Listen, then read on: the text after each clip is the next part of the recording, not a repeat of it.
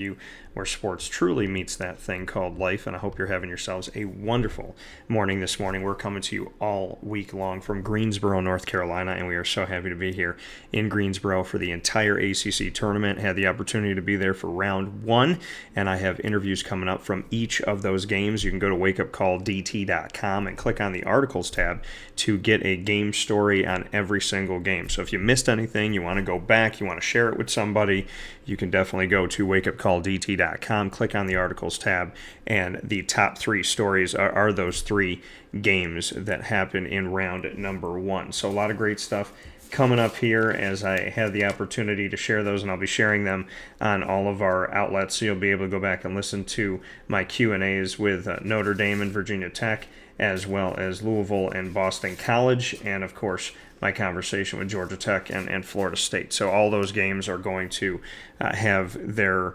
Q&As coming to you on all of our outlets, and of course we have the game stories that are already available to you, so make sure you check those out here where sports meets life. Like I said, inside of the Cafe Kubal Studios, Cafe Kubal on 3501 James Street, 324 West Water Street, 401 South Salina Street, all in Syracuse, New York, on the corner of Route 11 and Taft Road at Sweetheart Corners in North Syracuse in their drive-through location, and on 343 Fayette Street in their double-decker cafe, which I call the Welcome Center of Manlius, because where all roads converge into Manlius, you can't miss Cafe Kubal. That's right there at the center of it all. So make sure you go out there, fill your cup up right, and support local today and always.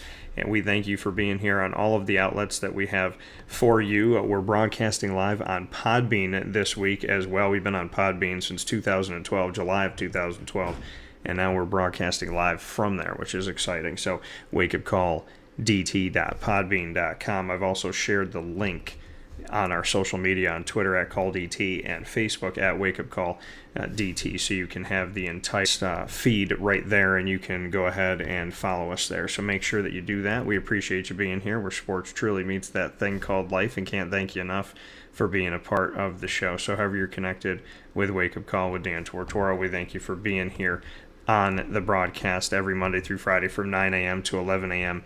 Eastern time. So a lot of great stuff coming up here where sports truly meets that thing called life, and very much value the fact that we have you here with us wherever you are on the East Coast, the West Coast, the Midwest, and all around this spinning globe that we call our world. So thank you for being here with us, and of course on our social media, Facebook at WakeUpCallDT, Twitter at CallDT, and Instagram at WakeUpCall_DT. Inside of MonPazPopcorn.com is what's popping. Today we're going to start the show off with a twofer.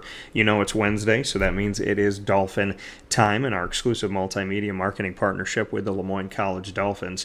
We have the opportunity every single Wednesday at 9 a.m. Eastern Time weekly to bring you our stories with the Dolphins. Every first and third Wednesday, we bring you AD and DT with Athletics Director Bob Beretta and myself, Dan Tortora, a.k.a. DT. Every second and fourth Wednesday, we bring you the Dolphin Dive, diving into the stories of student-athletes, coaches, as well as administration, future Dolphins, and alumni.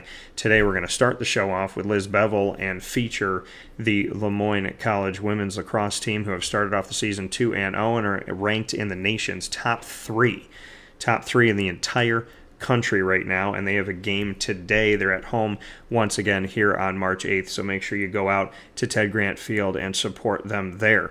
After that, we will be featuring LeMoyne College softball with head coach Tracey Roman, putting a spotlight on her program and everything that's been going on in the softball world, including how they've started off their season against some of the best teams in the entire nation. And then we'll round out the show with our continuation of Tourney Time Talk, my dedication to have all week long Syracuse Orange men's basketball alumni win or lose for the team in the ACC tournament.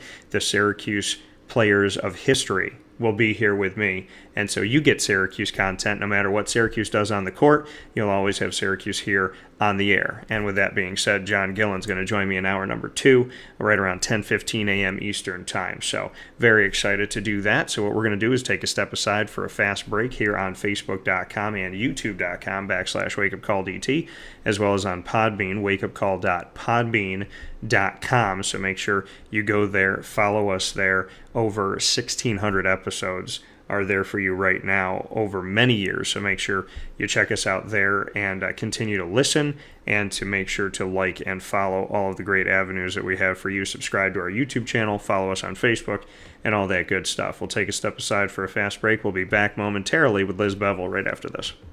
Carvel DeWitt, it's what happy tastes like. Do you know why? Because we make ice cream. Creamy, rich, flavorful ice cream. Not yogurt or iced milk like some of our competitors. Ice cream. Fresh, by hand, daily. For the calorie conscious, we have something new for you. Our new Carvelite. Same great flavor, creaminess, and texture of our regular ice cream with only 35 calories an ounce. So whether you want an ice cream cake, flying saucer, dasher, carvalanche, hard or soft ice cream, we will satisfy your craving with our fresh, handmade regular or new Carvelite ice cream. Carvel DeWitt. It's what happy tastes like.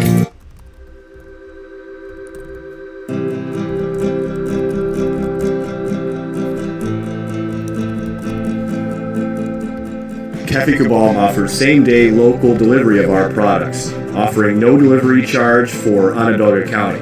Shop cafecabal.com for fresh roasted coffee beans, cold brew, travel mugs, and all your essential Cafe Cabal needs. Cafe Cabal, coffee for the soul.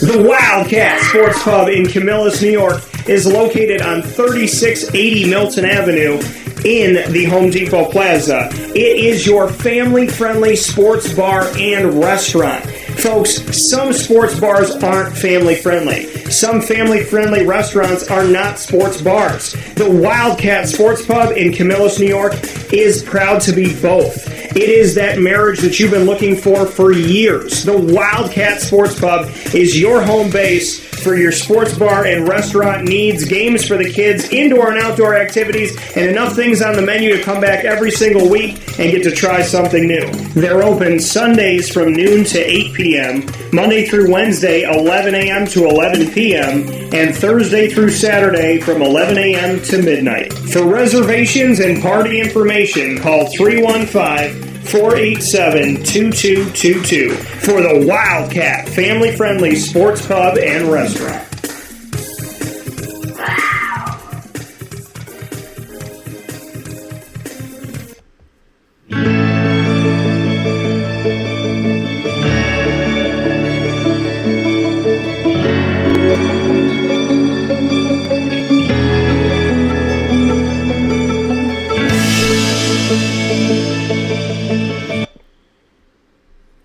Welcome here to a very special wake-up call with Dan Tortora with the Dolphin Dive, diving into the stories of student-athletes, coaches, as well as administration, future Dolphins, and alumni. On today's broadcast, we have the opportunity to spotlight the LeMoyne Dolphins women's lacrosse team and head coach Liz Beville here with me, picture-in-picture. Liz, how are you? Doing well. How are you, Dan? I'm doing well, and you and I had the opportunity to speak on a 2-0 team here for LeMoyne Dolphins women's lacrosse. One on the road, one at home. So these first couple games, just bring me into what you took away from playing up against a top 11 team in Mercy on the road, and then coming home and playing another top 25 in Roberts Wesleyan. Yeah, so Mercy always gives us a great battle. They've been our opening game, season opener the last few years. It's been a one-goal game, I think, both of the games previously to this. So this was a pretty big win to win by a handful of goals this time. But a lot of credit to Mercy. They're well coached. They're physical, mainly made up of girls from Long Island. So they just play with this different attitude that I'm trying to instill a little bit into our players. But they're tough. They're very tough. And they gave us a great run. They gave us a great game. Unfortunately for them, they had several cards. It was the most cards I've seen in a game probably ever. Total, I think there was 15 between the two of us. So we really took advantage of being man up and found the back of the net a couple times on some man up opportunities, which ultimately got the win for us. So that was a great battle. And then to turn around, and Roberts Wesleyan, again, very physical team. I think we were ready for it. We kind of knew it was coming, and having Mercy kind of prepared us for that physicality of the game. Again, kept it kind of close. We had a little bit of a slow start. I'm going to blame it maybe on the weather a little bit. We weren't quite warmed up, but they figured it out at halftime and just kind of put our foot on the gas and really didn't let out the rest of the game, which is great.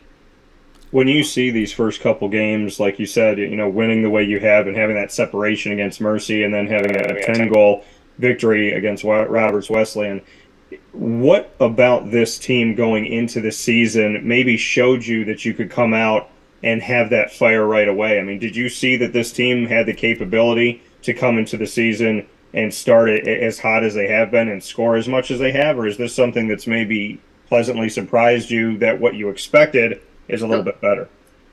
So I would definitely say it's a pleasant surprise. We had a lot of illness during the preseason, injuries, different things. So our starting attack group didn't get as much practice together as I would have liked. So to see them come out and be able to really play together pretty seamlessly, find the back of the net has been a great surprise. I think we knew our defense was going to be our strongest asset. We return, obviously, Paige, Crandall, and Cage, and then most of our starting defensive line. So for them to be able to come in and just really pick up where they left off last year is great to see.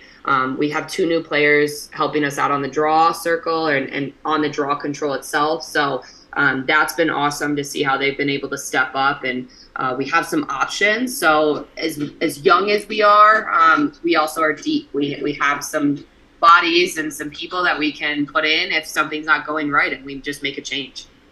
And, that side of it, the rotation, learning as a coach what works. Obviously, each team is going to present to you different things because your roster is going to change a little bit. But the rotation-wise, I mean, have you kind of gotten into a groove as a head coach of knowing when you need to get some new blood in there and switch some pieces off? I mean, what can you say to kind of the dance and orchestration of moving people around?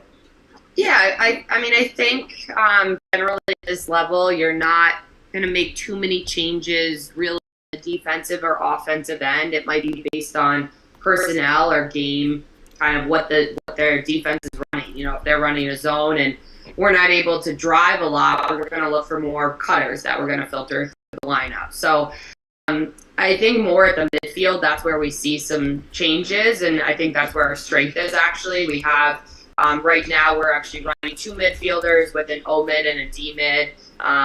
So I think that's been beneficial for us. And then we have a second line ready to go, and even a third that we started to see get some runs yesterday. So I think as the years goes on, it just changes every year. It's not really one of those like you figure it out. Because your team changes every year. So you got to just figure out which players are going to help you win and where their strengths are. Having this program and being able to grow this LeMoyne Dolphins women's lacrosse team, for you personally, what has this meant? Because obviously we talked about it before, lacrosse is in the family, coaching is in the family. To have the Dolphins across your chest and be the leader of this unit from season to season, what has that done for you and how rewarding is it? Yeah, I just said this the other day to somebody. I just feel very fortunate to have landed at a program where there was already success and that we were able to pick up right where the previous coach and Coach Taylor had left off. So, I wouldn't personally have any success as a coach if I didn't have that team that I first had here. It's prideful.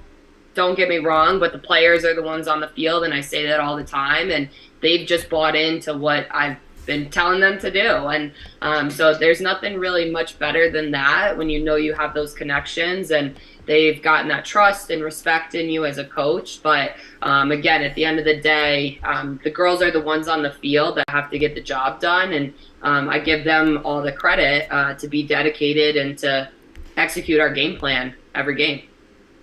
You had mentioned one of your key players here coming back this season, and I wanted to spend some more time with Paige Crandall, your goalkeeper. Just what Paige has done in the back line of that defense to offer you the opportunity, like you said, our strong suit is our defensive side.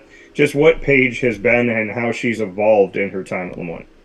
So Paige, It's actually funny when you kind of think back. Hannah George was the starter Paige's freshman year, so Paige actually was on the bench. She was our backup goalie in 2020. Hannah was an amazing goalie, All-American. They're two totally different players, completely different goalies from one end of the spectrum to the other. But that's where Paige started. Paige started as a backup. She would have gotten time had that season progressed 100%. But then she was able to come in the next year. She earned goalie of the year 2021. And then last year, I think she struggled a little bit at times. She had some really great games, and she had some games she wasn't on. I think the biggest thing that happened over the summer was Paige was able to play for Team Haudenosaunee, represent her heritage, her background. She had an excellent summer playing for the team against world-class players, and she was on fire. And I'm just really excited that she was able to quite literally pick up where she left off this summer, starting with 11 saves. I mean, you really can't ask for much else than that. She loves the game of lacrosse. She's passionate about it. She's dialed into her position and what she needs to do to make her a better player. And she stepped up a lot this year vocally. So that's been also a great change to see her actually come out of cage and engage with the defense or help our younger defenders in practices understand what they're doing wrong and where they need to make some changes. So her progression has been amazing to kind of see. I knew she always had it in her, but I really think she's going to play at a whole new level again this season. That coming from Liz Beville in this Dolphin Dive for the LeMoyne Dolphins Women's Lacrosse Spotlight on Wake Up Call with Dan Tortora in our exclusive multimedia marketing partnership.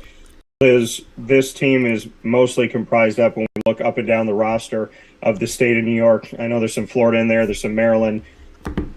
Your vision as you progress forward in recruiting, do you want to branch out and always kind of, have a little bit from outside of state? And at the same time, how well do you feel like these ties are inside the state of New York? Because recruiting New York, upstate, central, downstate, wherever it may be, is a huge part of what I do here on Wake Up Call, because there is so much talent. And I feel like lacrosse in many communities in the state of New York, as you know, is terrific. So just that balance of trying to bring in maybe some faces that nobody's seen before, and at the same time to keep all of those strong ties in New York.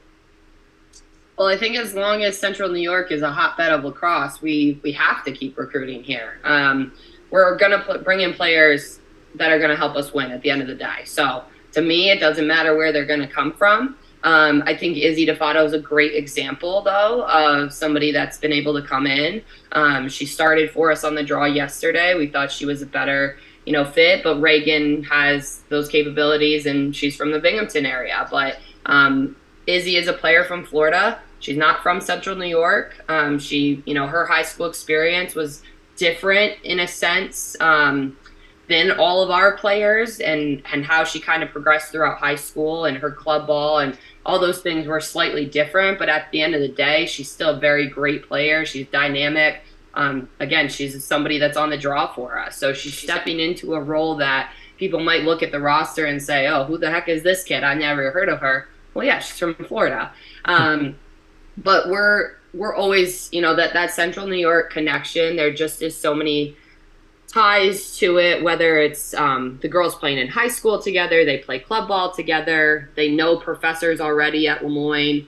There's just so much more to it than just the fact of where they're from. I think that connection and relationship piece is really what plays a bigger tie into it. I can't use names, but example being for our 24s that are committed right now, 5 of them are from the same club team, so it's one of those things where we're going to recruit the talent from wherever we need to. Would I love to expand and make our team a little bit more dynamic in their backgrounds and what they can bring? Absolutely. And I said that kind of to recruits, maybe one out of stater per class.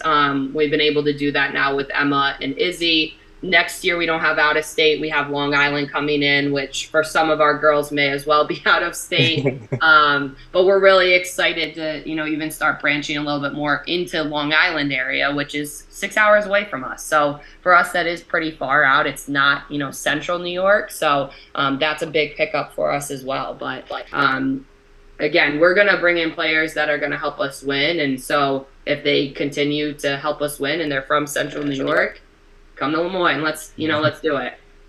What do you love about the recruiting trail? What fires you up about it?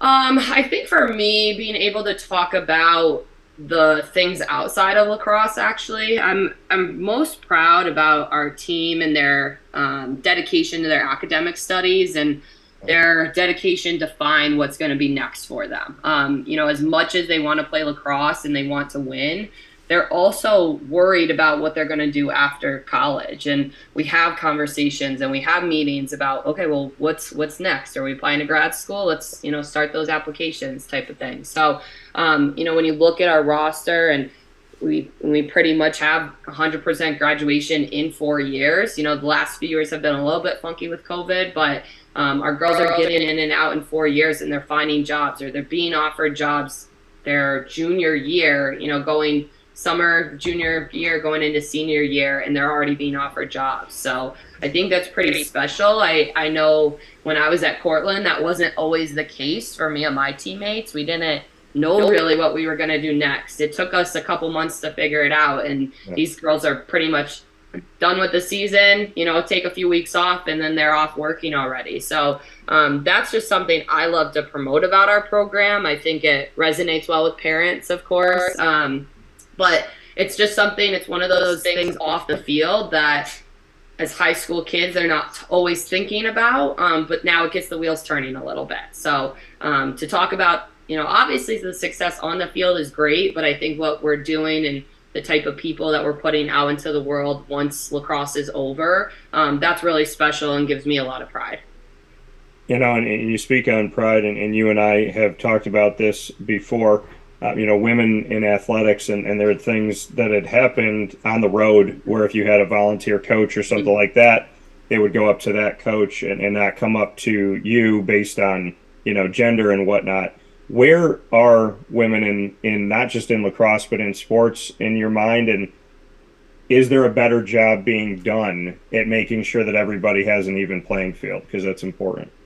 Yeah, so I think there's a lot of stuff going on right now all over, just promoting female coaches and females in athletics. Obviously, we're in the 50th year of Title IX, and so that's been a big push over the last year. But there's just so much work to still be done. And, the best thing I think we're doing is during the season, we do weekly worksheets and we have the girls write affirmations. We have them write out intentions, and it might be something little and silly that they don't love doing every week, but it gets them thinking a little bit and trying to figure out what they are passionate about and what their intentions of that week are going to be. And I think it's something they'll be able to carry with them down the road. But as far as, when you talk about a job that gets to push that and help female student athletes understand where we are, where we came from, and what needs to be done. I mean, that's why I love my job, because I get to do that every day. I get to have those conversations and we explain those things and we talk about advocating. That's been a big thing over the last few years, is like how to even just advocate for yourself.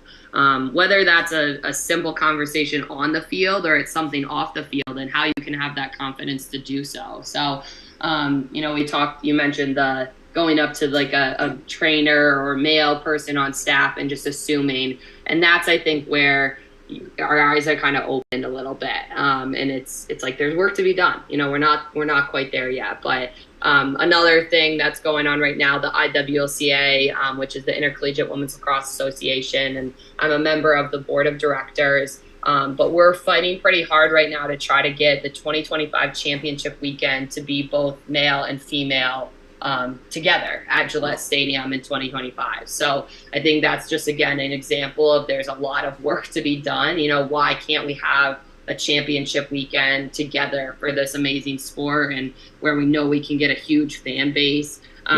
So there's work to be done. That's the biggest thing. Well, and you mentioned that, and that's something that I've seen. It's in multiple sports to do something like that, to try and create that connection and saying, hey, you know what, show up a couple days before, a couple days, stay a couple days later and get to see it all. So being on that board, I mean, how rewarding is that for you? And do you feel like you're making headway in championship week in 2025? Yeah, we're a little bit, our executive director, Liz Robertshaw, I'd give her, most of the credit there. She's the one that has the time to dedicate really to that. But I think being a voice of, hey, this is why we should do this. That's something that those are those conversations that board members have to have with people. I find the job really rewarding. Obviously it's not, you're not getting paid to do this. It's a couple times a month that we're meeting or having discussions about things. But it's pretty cool to see kind of the business side of it. Because as a coach, obviously, you run your own program and you have to do budgeting and, meals on the road and planning and all of that. But from a bigger organization standpoint, to get an inside look at that, I think is pretty special. I want more coaches to get involved and want to run for the board because I think it is something that's important, and we need vocal people out there that are going to promote our sport, promote our program, and do the right thing. And again, that championship weekend, right? That's kind of like the right thing. So that's what we're working on right now, but it's definitely a rewarding experience for me. I've already started contemplating if I'm going to run for a second term or what I'm going to do there, because now that I've done this, I'm on year 2 now. I'm like, what did I do before this? It's kind of one of those things other people would not say the same thing. But I just really love the service work part of it. And again, it's something that I do because I enjoy it. You talked about, obviously going off of what you said, being a part of this and what was life like before it. You also talked about doing things with your team to find their voice. How did you find your voice?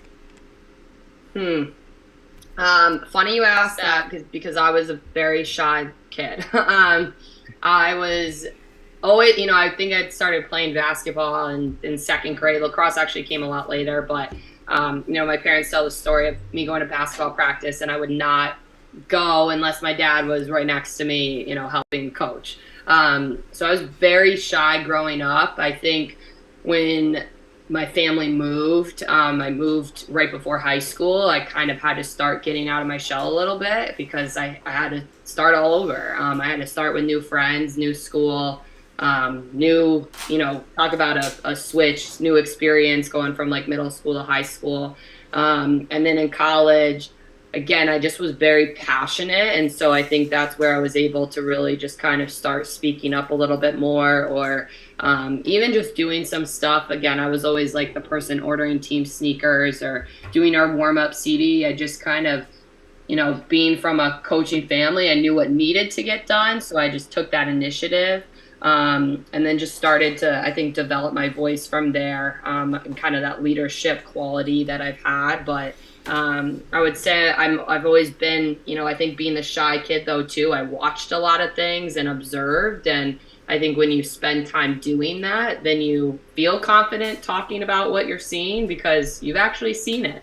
And so it took a while. It definitely took a while. And, but studying phys ed at Cortland also, that we didn't have to I didn't take public speaking. We had to teach in our classes. We had to be vocal. And, so I think that I give a lot of credit to my college experience and the leadership role I played on my team through college, and it's just developed since then. You mentioned Cortland a few times, and I know that Cortica and all of that has importance to you as well. The Cortland Red Dragons, a head coach on the men's lacrosse side for many years, Steve Beville, your father. And so you said back in the day you wouldn't go to basketball practice unless Dad was there next to you. Mm-hmm. Now you're both coaching, and Dad's not physically there next to you as he coaches, but you've both developed your programs. What do you think your parents would kind of say through their eyes as they saw a little girl who said, Dad, you got to come to practice with me, and now here's this woman running her own practice and her own team? It's got to be a pretty incredible evolution. Yeah. It's funny. My mom will laugh about it because, I'll tell her something that happens and what I said, and she's like, what did you say? And my dad's like, don't do that. So I think, again, my dad's been a coach my whole life, so he's seen the good and the bad, and he's seen the times to speak up and not to speak up, and those types of things. And I think, again, it brings my mom some joy and some laughter sometimes, just to kind of see, wow, you actually did that. Obviously I think she's very proud.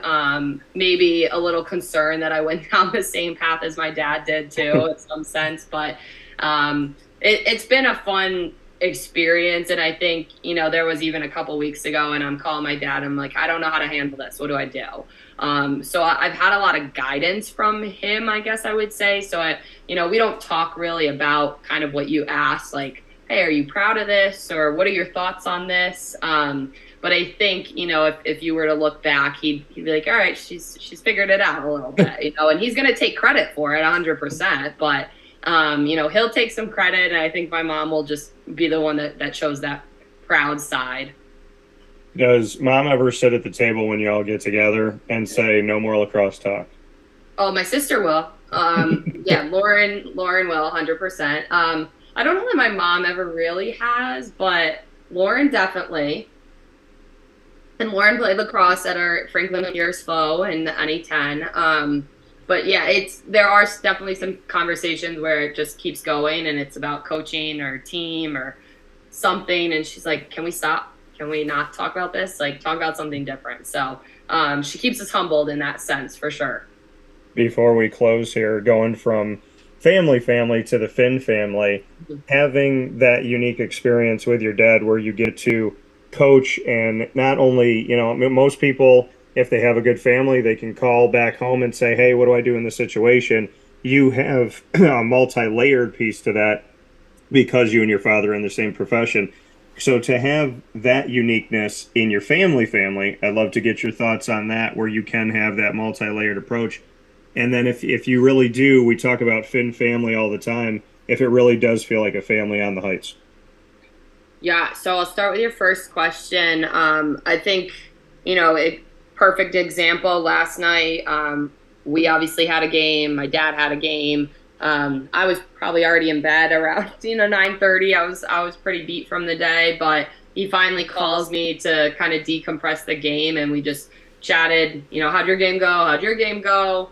What we need to work on, the good things, the bad things, and then he he's like, all right, let's chat tomorrow. We'll talk tomorrow about something totally different. So I think being able to go in and out of those conversations is important. Obviously, like you said, you want a support system just for general life, but being able to have that support or somebody to talk to about lacrosse specifically, and then to also just be able to dial into everything else that's going on is important. And then when you talk about family on the Heights, 1,000%. I could go on and on. You mentioned, we had a big fan base at the game, and we have phenomenal parents who travel. Emma's parents from Maryland actually came every Wednesday. They can make our Wednesday games. So to be able to see all the fans out there is just so awesome, and it truly is family. I can even speak to that. And last summer I turned the big 3-0 and had a little get together just at my house, but some of the parents were invited because to me they've become my family. And this group of girls, obviously we've been through a lot together, especially the senior class.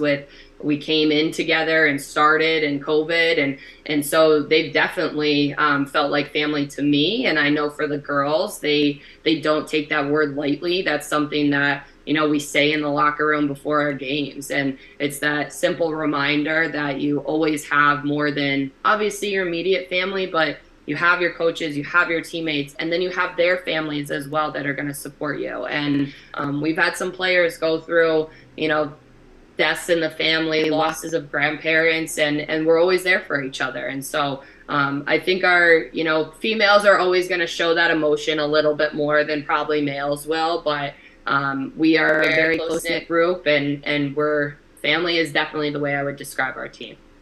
I love that, and I appreciate that very much so. And a couple notes here. You talked about the fans showing up in Central New York when you start playing. Weather isn't always accommodating, and the snow/ice was all around. Not on the field, but all around the field. Being in those situations, I feel like at some point you kind of get used to it in a way, but we're still warm-blooded human beings. So, just bring me into the uniqueness of that, because there's other teams that have started off their season, and I said it to AD Bob Beretta when we were walking down the ice stairs yesterday to come onto the field. I said, Bob, you think down in Central Florida or something like that, you feel like they're having the same conditions right now? So it's very unique, but maybe it even speaks more to the passion of Central and Upstate New York that these student athletes are just used to starting off their seasons where there's a snow pile in the corner. Yeah. I think we go back to your recruiting question of why keep recruiting Central New York kids? Well, because they get it and they understand it and it's not new. And, I give Izzy a lot of credit. I'm like, every day that's freezing, I'm like, are you okay? Are you all right?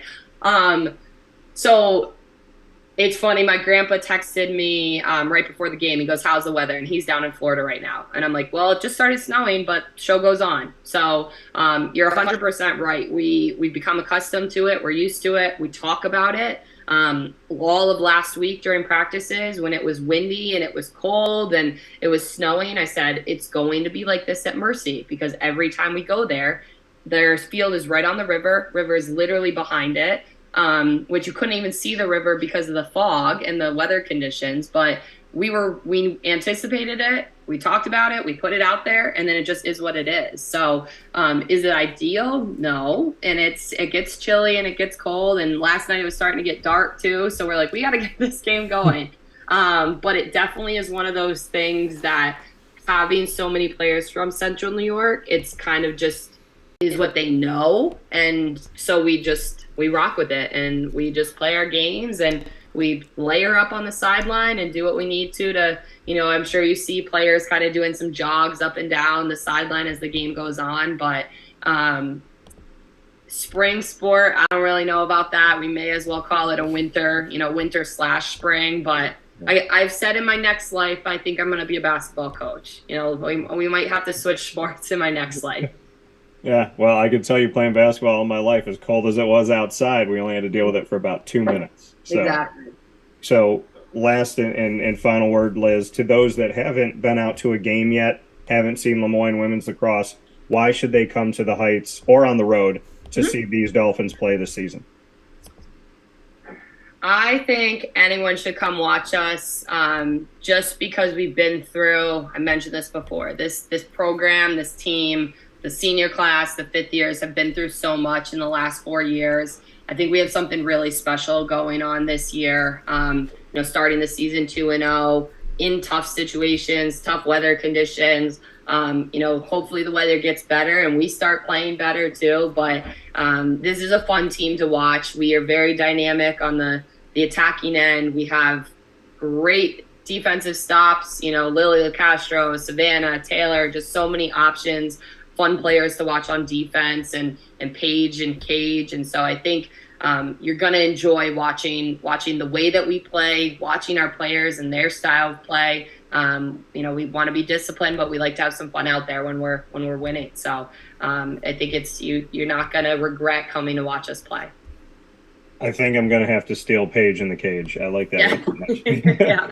So that being said, Liz Beville here in this edition of Dolphin Dive and our exclusive multimedia marketing partnership with the LeMoyne Dolphins on the Heights women's lacrosse. Head out and see them, and you have a game to go to as we speak with you today on March 8th. You have the opportunity to come out and see the team at home and watch yet another awesome game coming up for you against Damon University, and that'll be at 4 p.m. here March 8th on Wednesday at Ted Grant Field before the team heads on the road. Liz, as always, thank you for your time and thank you for what you do to not only coach this team and have success with the team, but to build up the women on your team and to build up the community on the Heights. I appreciate it.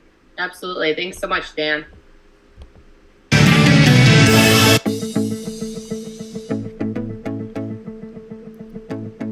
Avicoli's, located on the corner of Route 57 and Wetzel Road in Liverpool, New York, has been your trusted neighbor for decades. Located just steps from Liverpool High School, we're happy to have the Liverpool Warriors on-site, on-location broadcast at Avicoli's through Wake Up Call with Dan Tortora every single month, featuring student athletes, coaches, and administration throughout the year from Liverpool High School. Head out to Avicoli's today on the corner of Route 57 and Wetzel Road in Liverpool, New York, open Tuesday through Sunday for lunch, dinner, and drinks. We'd love to see you out there, and of course you can call them at 315-622-5100 for takeout, delivery, and catering. That's 315-622-5100, and also find them on myavicolis.com. That's myavicollis.com.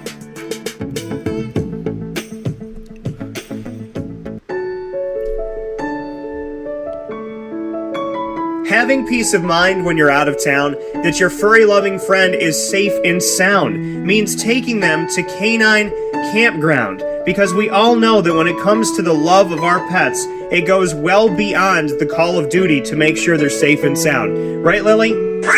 So take a ride to 242 Johnson Street in East Syracuse, New York, and see Canine Campground and where your dog will be staying, in the classic cabin, the executive cabin, the grand cabin, or of course the luxury cabin, because if you know Lily, you know she loves luxury. Now you don't have to wait to the last minute to find a family member or a friend that'll take your dog for a few days. Call Canine Campground at 315-299-4013. That's 315-299-4013. Their drop-off and pickup times are Monday through Sunday.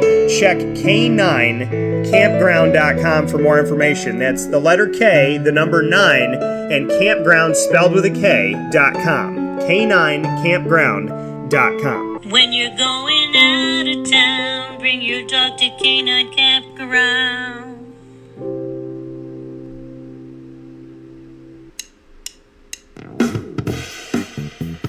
PB&J's Lunchbox, the food truck that you love finding all throughout Central and Upstate New York, now has a street-side cafe. So when you're craving their traditional favorites as well as their out-of-box amazing menu items, you can now head to 663 Old Liverpool Road in Liverpool, New York. Located just minutes from the highway, the Thruway, Destiny USA, and Onondaga Lake Parkway, PB&J's Lunchbox Street-Side Cafe is there for you Monday through Saturday from 9 a.m. to 7 p.m., serving breakfast, lunch, and dinner all throughout the day. Get breakfast for dinner, dinner for lunch, whatever you fancy, including their award-winning grilled peanut butter and jelly sandwich. Find them at 663 Old Liverpool Road in Liverpool, New York. PB&J's Lunchbox, where we love to know what's in your lunchbox.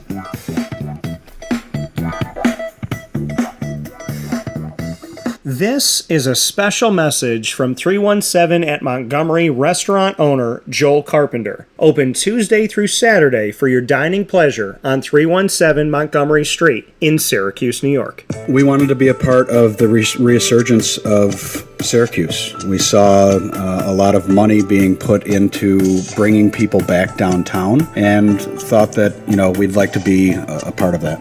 I love putting together a good dish where people see it first, they fall in love with it, and then it tastes just as good as it looks. We want to provide the best food in Syracuse that we possibly can, and we want you to leave here talking to your family, your friends about what you had to eat first and foremost, but also our service, and to walk out feeling like you're part of our family. I work out in the front of the house a lot, and I love walking to every single table, asking them how everything is, and people looking at me and smiling and saying, this is the most amazing short rib I've ever had. This is the most amazing filet I've ever had. And Donna is great. Sarah's amazing. Thank you for coming over and talking to us. And then them just being truly happy for the experience that they've gotten. 317 at Montgomery Restaurant, part of the fabric of downtown Syracuse, located on 317 Montgomery Street in Syracuse, New York. Open Tuesday through Saturday for a unique and memorable dining experience.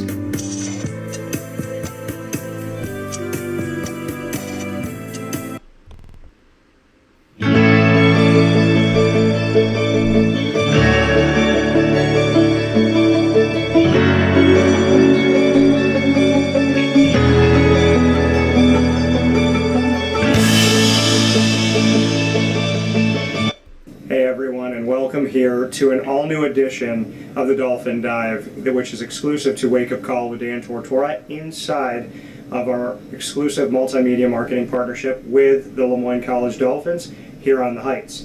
I'm very happy and very much appreciate the fact that Tracey Roman, the head coach of the softball team, is joining me here today to spotlight not only her team, but her journey and her story. Tracey, how are you? I'm good. How are you, Dan? Thanks for the opportunity. Absolutely, and I'm happy to have you here. Now, softball, I kind of want to start in my connection to softball and see what you think about this. So, coaching-wise, at my alma mater, Marywood University, I took a coaching class, and in order to get your credits, we had to learn 2 different sports, learn how to kind of coach them, play them, and whatnot. The 2 sports that they chose were basketball, which I played my whole life, and softball. So I had to learn the game in order to pass the course. What does it mean to you that a coaching class that could have been about any sport in the world chose softball? Because we always talk about the fact that softball should get a little bit more love out there. So to know that you get to learn the game and that's something that some colleges and universities really hone in on, just what that means. I think that's actually pretty cool. I mean, what I'm hearing right now is that you'd be available to be a volunteer assistant there you go. on our staff. And no, I think it's cool that they chose softball because, a lot of times we're kind of, baseball's little sister or whatnot, and we get a lot of people with a baseball background that don't understand some of the little nuances that make our sports different. And it is, our sport's gaining popularity on TV. It's much more publicized now and visible than when I played, certainly. But I think that's pretty awesome. It means a sign of growth for our sport. Yeah, and that's where I wanted to really bring it to lead off, is where softball has been and where you think it is. Where have we come over the years? Well, in my experience playing at the University of Massachusetts, I was very fortunate to play for my mentor, Lee Sortino, who is a Hall of Fame coach, and she taught us what Title IX was all about. And even though the field we played on back then would be comparable to a high school field now, we never knew fields like Oklahoma City, where the World Series are held, even existed until we got to the World Series. So we never felt like we went without, but certainly you're seeing salaries increase for coaches, you're seeing budget lines increase, there's been a lot of increases, more full-time positions for coaching staff. But yeah, we've improved. Like I just mentioned, there's a lot of visibility on TV now. Years ago, I played in 2 World Series and only the championship game was on there, and now, the whole thing is visible. So it's great for the youth of America and just the sport in general. What is it about the sport that you feel made that transition to make sure that there's more than just the end result that's going to be televised? Because it's not the only sport that's played in America by women that used to be, we'll show you the championship, but we're not going to show you the road up there. So why do you think there's been more of a desire to see softball? I think when softball became more visible as far as being televised, we were able to pull a lot of baseball fans who like the game because it tends to move, quite a bit quicker than some baseball games can go. That's one of the things I've heard. The shorter park, there's more of a speed game involved, but we can hit, with power too, and people always, whether it's softball or baseball, love to see the long ball. So I think that visibility has really helped the sport to grow, and it's the scene at the club level has just exploded with teams. Training a pitcher in softball, how would you describe the little intricate nuances? Because there are some incredible pitchers that, as you said, you could pull some people over that are baseball fans, but you can pull people that don't even watch baseball because of how, at least for me personally, how the ball will leave the hand, hit the mitt, and I'm like, where'd it go? So, there's something to be said about the softball pitching world, and I would love to get your thoughts on kind of the intricacies of that. It's very detailed, and you deal with a lot of different spins. Of course, we have an underhand delivery versus an overhand delivery, and we don't pitch off the mound. We have more, it's a circle, so there's a little bit of difference. But yeah, the spins, very comparable to what baseball can do, but we do have a rise ball, which is an upspin. You don't see that in baseball as much. But yeah, the pitcher, you don't have much of a team if you don't have good pitching. And I think that's true with both of our sports. And but yeah, that's half the battle. You know, one of the biggest adjustments we have to make in the spring season is we throw on turf when we're practicing, and then to make the transition outside, as we did last weekend, to dirt. You know, it can throw the pitcher's timing off a little bit. It's, you know, one of the adjustments us Northeast schools have to make a little bit early in the season. So yeah, it's very detail oriented, and you have to have kids that really want to work on that and love those little nuances to make that ball break. How do you help in the transition from practicing on turf to then going out to the dirt? What have you done to try and alleviate some of the, you know, maybe greater changes, you know, like you said, for a pitcher to walk out there? I mean, what can a coach do to say we're going to practice and play on two totally different surfaces? How do you handle that and make that an advantage, maybe, or how do you deal with the change?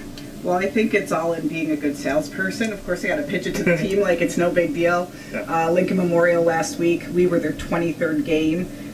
It was our 4th game of the season, and yeah, that's difficult because they've had, you know, some of those teams that have the advantage of the nice weather can iron some things out a little quicker than we can. But I think we just try to remember that we're in it for the long haul, and we might take some beatings a little bit at the beginning. But it's not how you start, it's more how you finish, and just getting your group to play well at the right time. But no, you as a coach, you try to spin it and just get them to focus on the things that we can control, and just practicing you know, a level of gratefulness that we're even out there and able to take some of those preseason trips where a lot of other schools in our conference, whether they're not budgeted for it or they don't do the fundraising for it, aren't able to even have those opportunities to go south. So although we might take our lumps, we're still grateful that we get to go down there and do that. So, and I just try to relay it too with as far as the game differences and the number of games. All of these kids played travel ball or club ball, and I just said, you know, you never walked up and wondered, you know, how many games your opponent had played. It's like the game doesn't change, so just get out there and compete and do the best you can,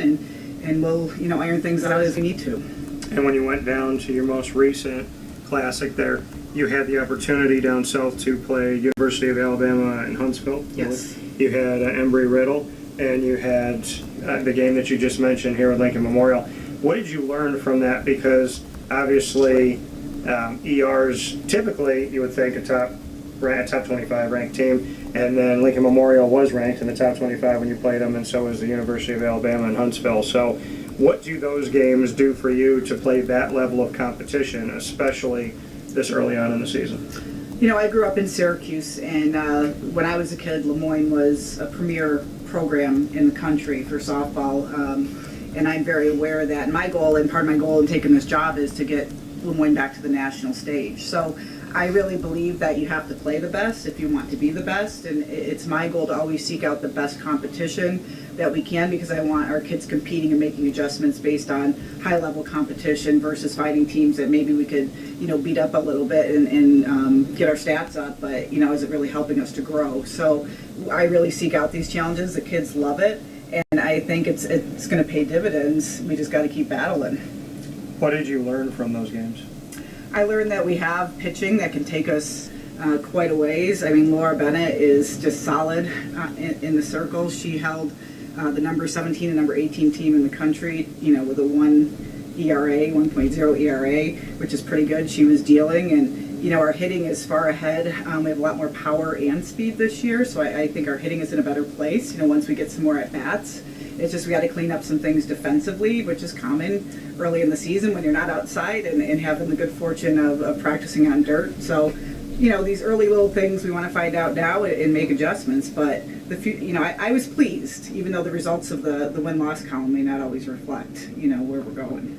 And that was something that you and I talked about off the air, is seeing beyond the win-loss column to what this can do for the team. And like you pointed out, there was a lot of positives that you took away from the opportunity of playing these teams. You had also stated that being a part of this program and taking over this program and being the head coach, you remember the history of LeMoyne softball and you want to get them back to the national stage.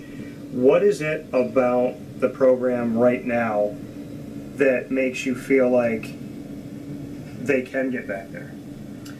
Well, I think you have to have a combination of talent. You certainly need a little luck, and you need to remain, keep your injuries at bay. But what's unique about the Division II level, there's such discrepancies in money. Division I, from one Division I program to the next. Division II, there's a lot of parity.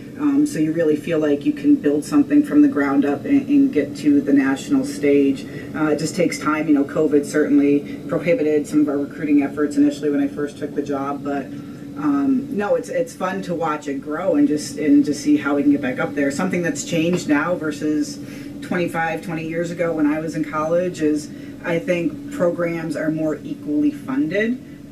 So you're seeing schools get caught up, by way of Title IX, and a lot of programs are competitive. Like in the NE10, there are no gimme games. There are no easy games. There's no team that you go into knowing that you're just gonna, wipe them out one day. Every game is tough. Every game you have to be prepared for, and you can't take anybody for granted. That's for sure.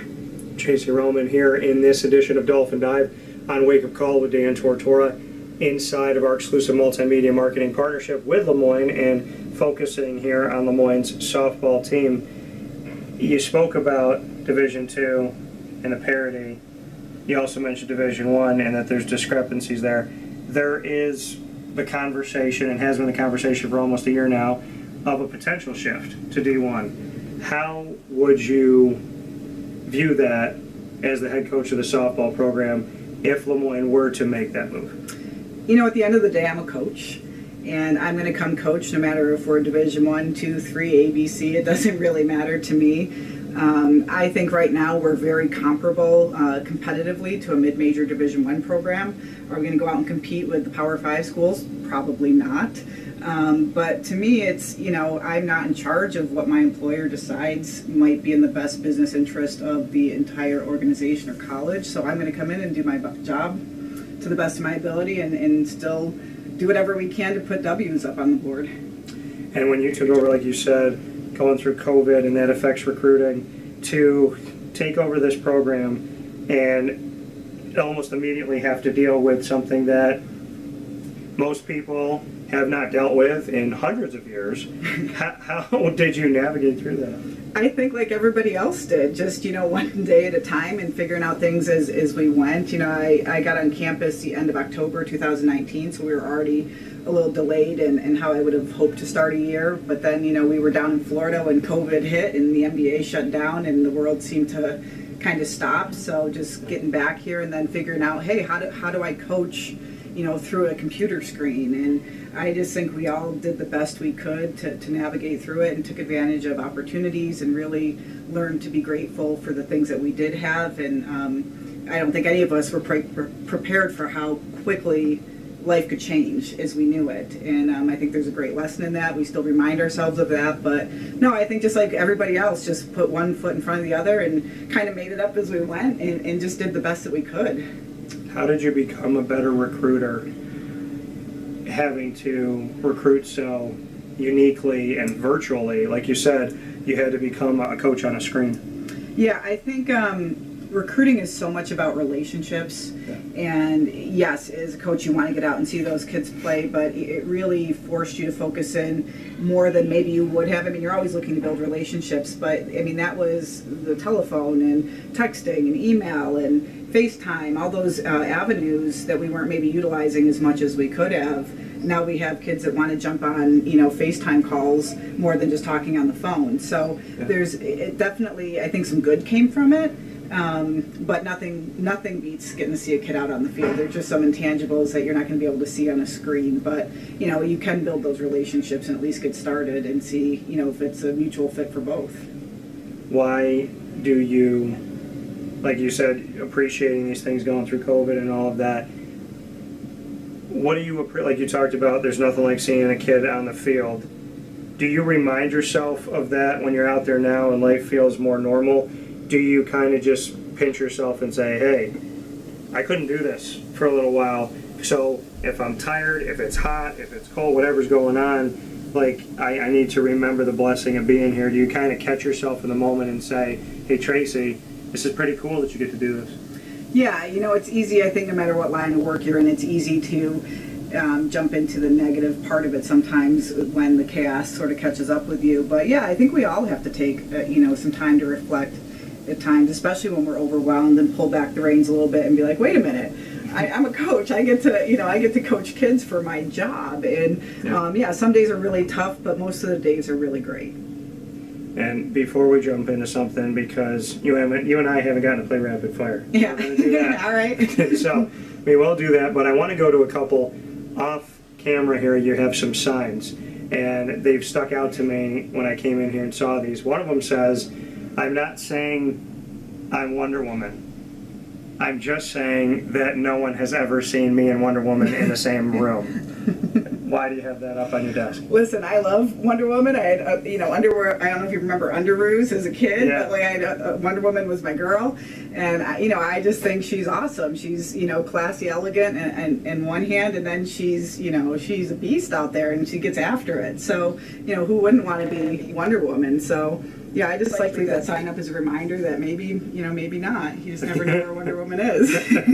I like that. I also like the one that says, "Take the high road, it's less crowded." Yeah, that was really something, I grabbed that. That was a Hobby Lobby grab. It was something my head coach said all the time. I think it's easy to get caught up in the noise, and especially when you're a coach, you're always, you're not going to be everybody's best friend. People aren't going to agree with you. People aren't even going to like you a lot of the times. And I think with social media and stuff now, it's so easy to just snap back. And so I think about my coach, Coach Sortino, all the time when you maybe want to do something that's not appropriate or not classy. Just, take the high road, and, your actions kind of speak louder than words. And there's some fights that just aren't worth engaging in because they're not winnable fights. They're just distractions from what you're trying to accomplish. So. And you and I talked about this, and I'm going to go back to it. Something that I posted, and you and I had a conversation about it. It's and people that know on Instagram at wakeupcall_DT. I try to any message I put up that I create myself. I sign them individually. If they don't want to know you while you build, there's no reason to have them at your housewarming party. Why did you take that one as well? Well, the quote, it really resonated with me because I think it's tough, especially in the world of athletics where you're really measured on wins and losses. I think it's easy to find a lot of company when you're winning, and sometimes it can get a little quiet, a little eerily quiet when you're not, winning, or you're losing, you're just not doing well, and that's true in life too. And I think you really have to pay attention to the people that are there, good and bad, who's supporting you, the people that are reaching out to you when things aren't going as well. I tell the team all the time that no matter if we're winning or losing, I call that noise too, the distractions outside. Nobody's going to believe in our group as much as, the 22 people right there. So you kind of have to look inward and kind of just keep all the outside distraction away, and just, like I said, actions will speak for themselves. You just got to keep doing the work. Yeah, that is very true. So with that being said, rapid fire. I'm not going to put you on the hot seat because you've answered all my questions so well, elegantly, as Wonder Woman shall. So you can put me on the hot seat. 3 questions, rapid fire, can be about anything, sports related, non-sports related, but you got 3 questions. You get to run the show for the next 3. Okay, so what made you get into the industry that you're working in now? Well, since I was 5, I mean, as far back as I can remember doing it, my dad had a word processor. And so it's a typewriter with this little screen, and you could actually see what you were writing, which was in like the Mercedes of typewriters. And so I would get up on a Saturday morning, I'd climb up on a chair, my dad would set it up, he'd go outside and do some work, and I would create a story. Always had the imagination, always loved to tell stories, and I always loved to write them and then immediately share them with somebody. So that, spreading goodness, spreading my faith, my belief in God. I love comedy. I love making people laugh daily. So between comedy, storytelling, faith, goodness, and I realized in the media pretty quickly that there's a lot of there's a lack of love in a lot of ways. And if you tell the truth in the media, you're probably 0.00001%er. So being an honest person is important to me, and as you and I have spoken about, and you just spoke about, sometimes you could do everything right, you could be the kindest person in the world, and someone could stab you in the back. I will always have your back. I won't stab it. Yeah, well, that's great. It's good to know. an interesting take too with your father there and how you got started. My other question would be is I see that you do kind of work with or collaborate with many food places locally in the area. Yeah. What do you like covering better? Like, some of the colleges that you do, or the businesses, small businesses? It seems like you're pretty big on. Well, I think the cool thing is that they all kind of give to each. It allows me to be, in order for me to wake up every day and be who I want to be. I love that no day is ever the same, and being me is always like imagination, having fun, seeing people succeed. So shooting, I went to Cafe Cubal, they changed their menu, and I went through the drive-thru with my dog, and I shot a video with her and I going through the drive-thru. So it's stuff like that, and then it's sitting on a couch and getting to tell your story, and knowing that you're not the only person out there that wants softball to have more of a spotlight, and then feeling how personal that is to you and how much it means to me, that it's now in my brain at all times, like, let's make sure that we get it out there, and we make sure that you and your team feel is represented. So I can't say I could pick a favorite. They're all different, but the thing that strings them all together is I get to learn about people, and I'd like to think they trust me, and they let me tell their story, and then the world gets to learn that everybody has a story, and from one redheaded stepchild to the next, I was not always treated with the greatest respect or given the most opportunity, so I like to do the opposite, and I like to make someone say, I've had coaches come up to me and say, nobody cares about my program, or a player that said, I played 2 minutes a game, why would you want to talk to me? I love when they come on the show and I treat them exactly the same as a Hall of Famer, and in a lot of cases, probably all of them, those stories end up being the most inspirational ones. There's the story from the walk-on, which is crazy. Yeah, there's nothing better than a good underdog story. And there's so many people that want to tell their story and they think they're not worthy, and I love flipping the script on it. Yeah, that's awesome. I think that's great. Your now, last one. Is somebody that's on social media all the time just trying to plug things? Yep. Which one, and you have to pick one, would you say you feel like you reach the most people, and why? Which social media? Which platform? I would probably say, and it frustrates me because every time something works on there, they change it, and it's so annoying, is Facebook. But, because we go live on Facebook, and sometimes it'll work for 6 months, and then my computer's like, no, we're not going to do it, because Facebook upgraded or changed. I don't want to say upgraded, they changed something. So I would say, we've reached so many people that way, and, without Facebook, I wouldn't know my 3rd and 5th grade teachers, follow my work. Right. Which, to me, makes me feel like I've done something in my life right. But, yeah, Twitter works for me, but it is such a food fight. And I tell people, when you create a Twitter account, you put your hand out, they hand you mashed potatoes, and you can either throw them in the trash or throw them at somebody. That's Twitter. And then Instagram, I think, I never thought in a million years, number one, I was going to use it. Number two, because we have so many different shows, and they're all on there, that just posting my feelings for the day and a quote that inspires me and hoping it inspires somebody else, like in the case when you and I did that, and signing them, I never thought that people would, they jump right on it. And if I don't post anything for an hour or two, the first thing I put on my story, it's immediate.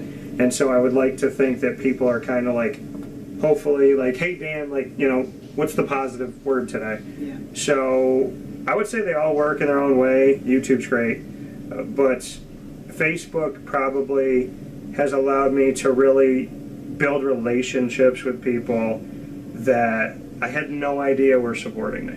Yeah.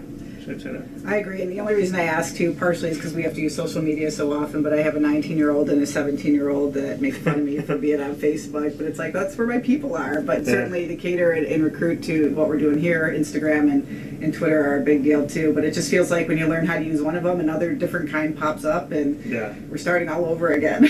Yeah, and TikTok, there's I have to at some point draw the line of how many platforms we're on. We do have it, but I sent an inspirational video out and it did well.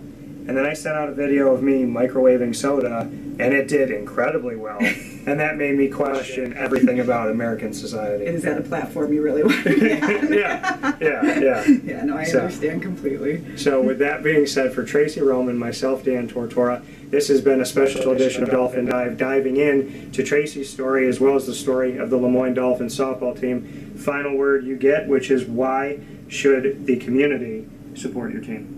You know, we have a great group of 20 kids who really strive to do a good job in the classroom. They're out volunteering. We've done over 1,000 community service hours since the beginning of the academic year. So these are kids that are not only fantastic softball players, going to be very competitive players out there, but just really, really great people, good people for our community that are doing great things. So I think they're fun to watch, and we love interacting with the community, especially when we have younger players come out to the games. So, I think it's a great opportunity, for people to meet some really great human beings. Tracey Roman, myself, Dan Tortora. Thank you, Tracey. Thanks. Appreciate it.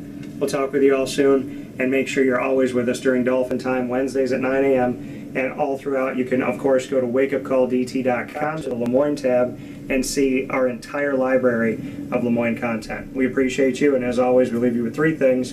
God bless, no stress. Do your best. We'll talk soon. Take care.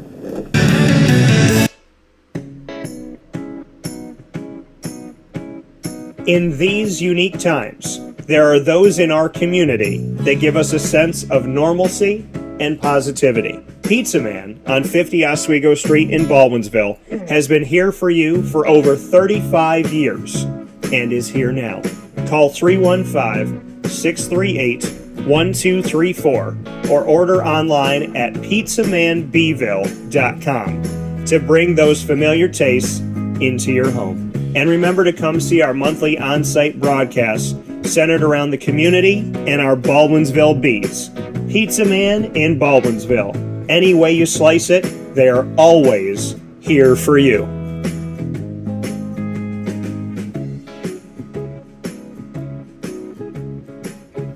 This is Jim Sikowski, owner-operator of Chick-fil-A Cicero, 7916 Brewerton Road in Cicero, right in front of the Home Depot. I had a deep feeling that God wanted me to do something bigger with my life and to help people, help others. I kept putting Chick-fil-A in my life, and I realized as I was going through the franchise selection process that positively impacting the lives of others was really core to what we do here at Chick-fil-A. First of all, it starts with the food. The food is brought in fresh daily. We bring in local produce. We prepare to order in the kitchen. We hand butter chicken. We hand spin our milkshakes. It's great food. It doesn't taste like fast food. I think the second thing is the way people feel when they come in a Chick-fil-A restaurant. It's different. We try to treat people with intentional kindness here, which is very different and deeper than good customer service. And so I think it feels remarkable for most people to come in a Chick-fil-A restaurant. And then lastly, the impact that we try to have in the community is very different. It's a big part of the expectation of every operator of a Chick-fil-A restaurant is that they're actively engaged in their community, they're a leader in the community, and they're making a difference. When they realize that what we're striving to do is to shine a little light in their life, that's a very, very different experience than you will have in any other quick service restaurant. And it's that remarkable experience that I think people will emotionally connect with. I'm George Townsend of Honda City with some good advice when buying a new car. The true cost of owning a new car is determined by the appraised value when you trade it. No vehicle appraises higher than a Honda. Next, look for low APRs and deep discounts. You also want low maintenance costs and great fuel economy. That's why my advice to you is to buy a new Honda. Looking pre-owned, visit our Honda Certified Used Car Center. Honda City, 7140 Henry Clay Boulevard, Liverpool, or HondaCity-CNY.com. It would be a pity if you don't shop at Honda City. Our corporate purpose at Chick-fil-A is to glorify God by being faithful stewards of all that's entrusted to us and to positively influence all those who come in contact with Chick-fil-A. And what became increasingly clear from our success in Cicero is that people love Chick-fil-A. And also, I think we recognized that, we had a great opportunity to grow the brand and grow our platform. I felt incredibly grateful when I was selected to be a Chick-fil-A operator. I think what it's meant for me, what I've come to realize on a very deep level is that this is a calling for me. It's not a career, it's not a job. The Lord called me to be a Chick-fil-A operator and to use these restaurants to glorify Him and to positively influence other people. I'm blessed. I'm very blessed. Head to Chick-fil-A Clay on 3974 State Route 31 in Liverpool, New York.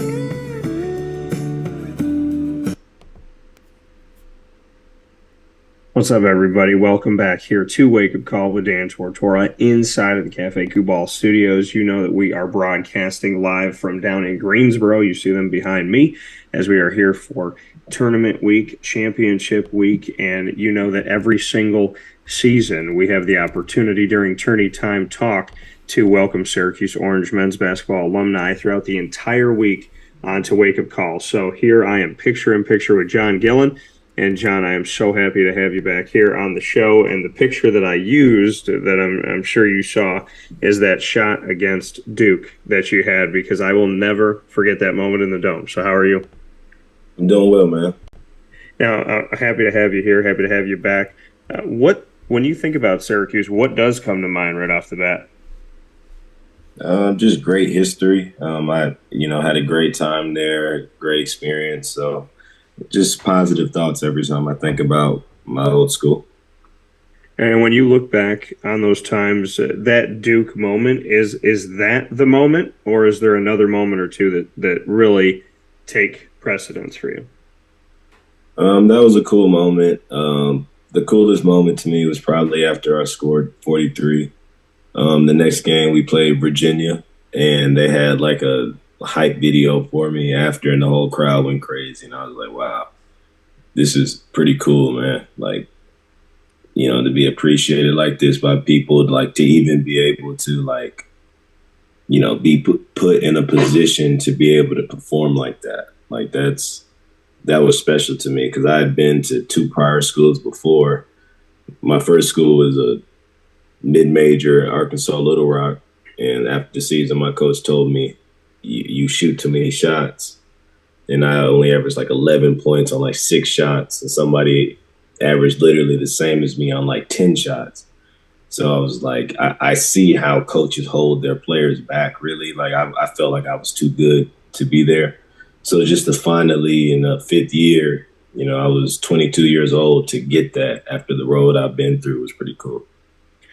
Yeah, and you talk about that, going through the transfer process. You went through it and were at 2 different schools before Syracuse, before we had the transfer portal. So, I mean, seeing that you could have transferred, if you came into college basketball right now, you could go somewhere, transfer immediately, no year in residence, you wouldn't have to wait. How do you view the transfer portal, being one of the guys that transferred but didn't get to utilize it?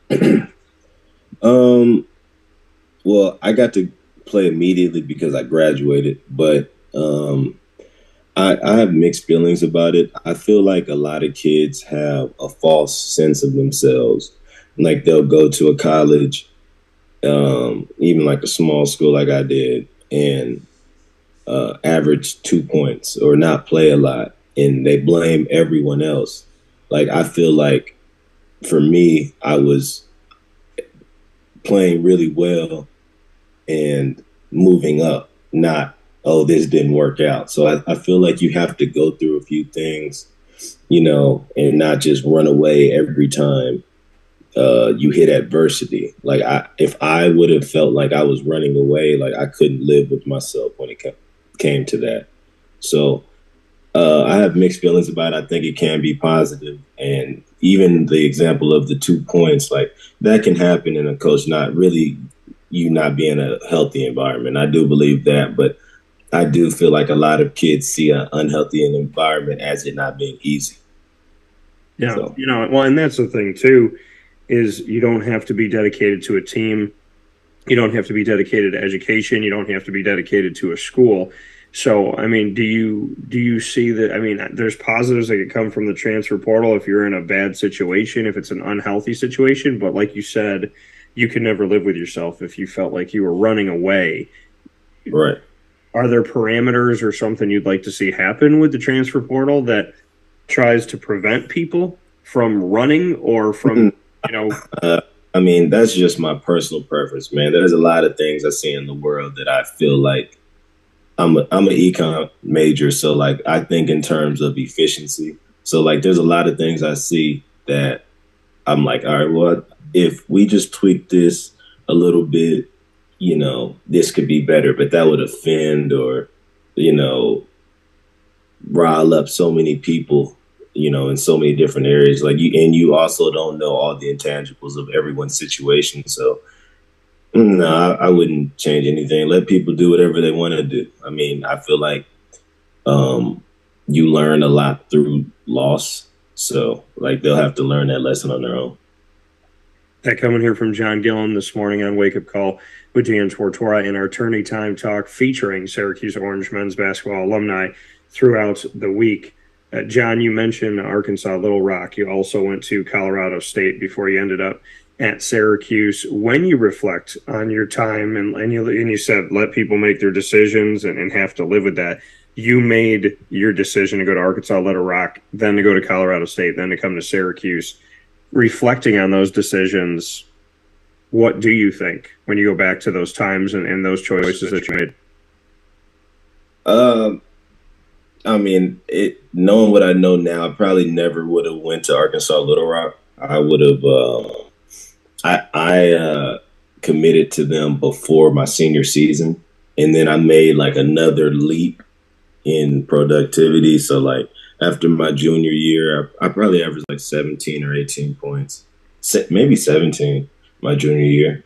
And then my senior year, I made like another huge jump, like I averaged like 23 points as a senior, broke a record at a national tournament for points. And then we went to another national tournament and I finished with like third in the tournament and, points scored. So I wish I would have just waited and been more patient.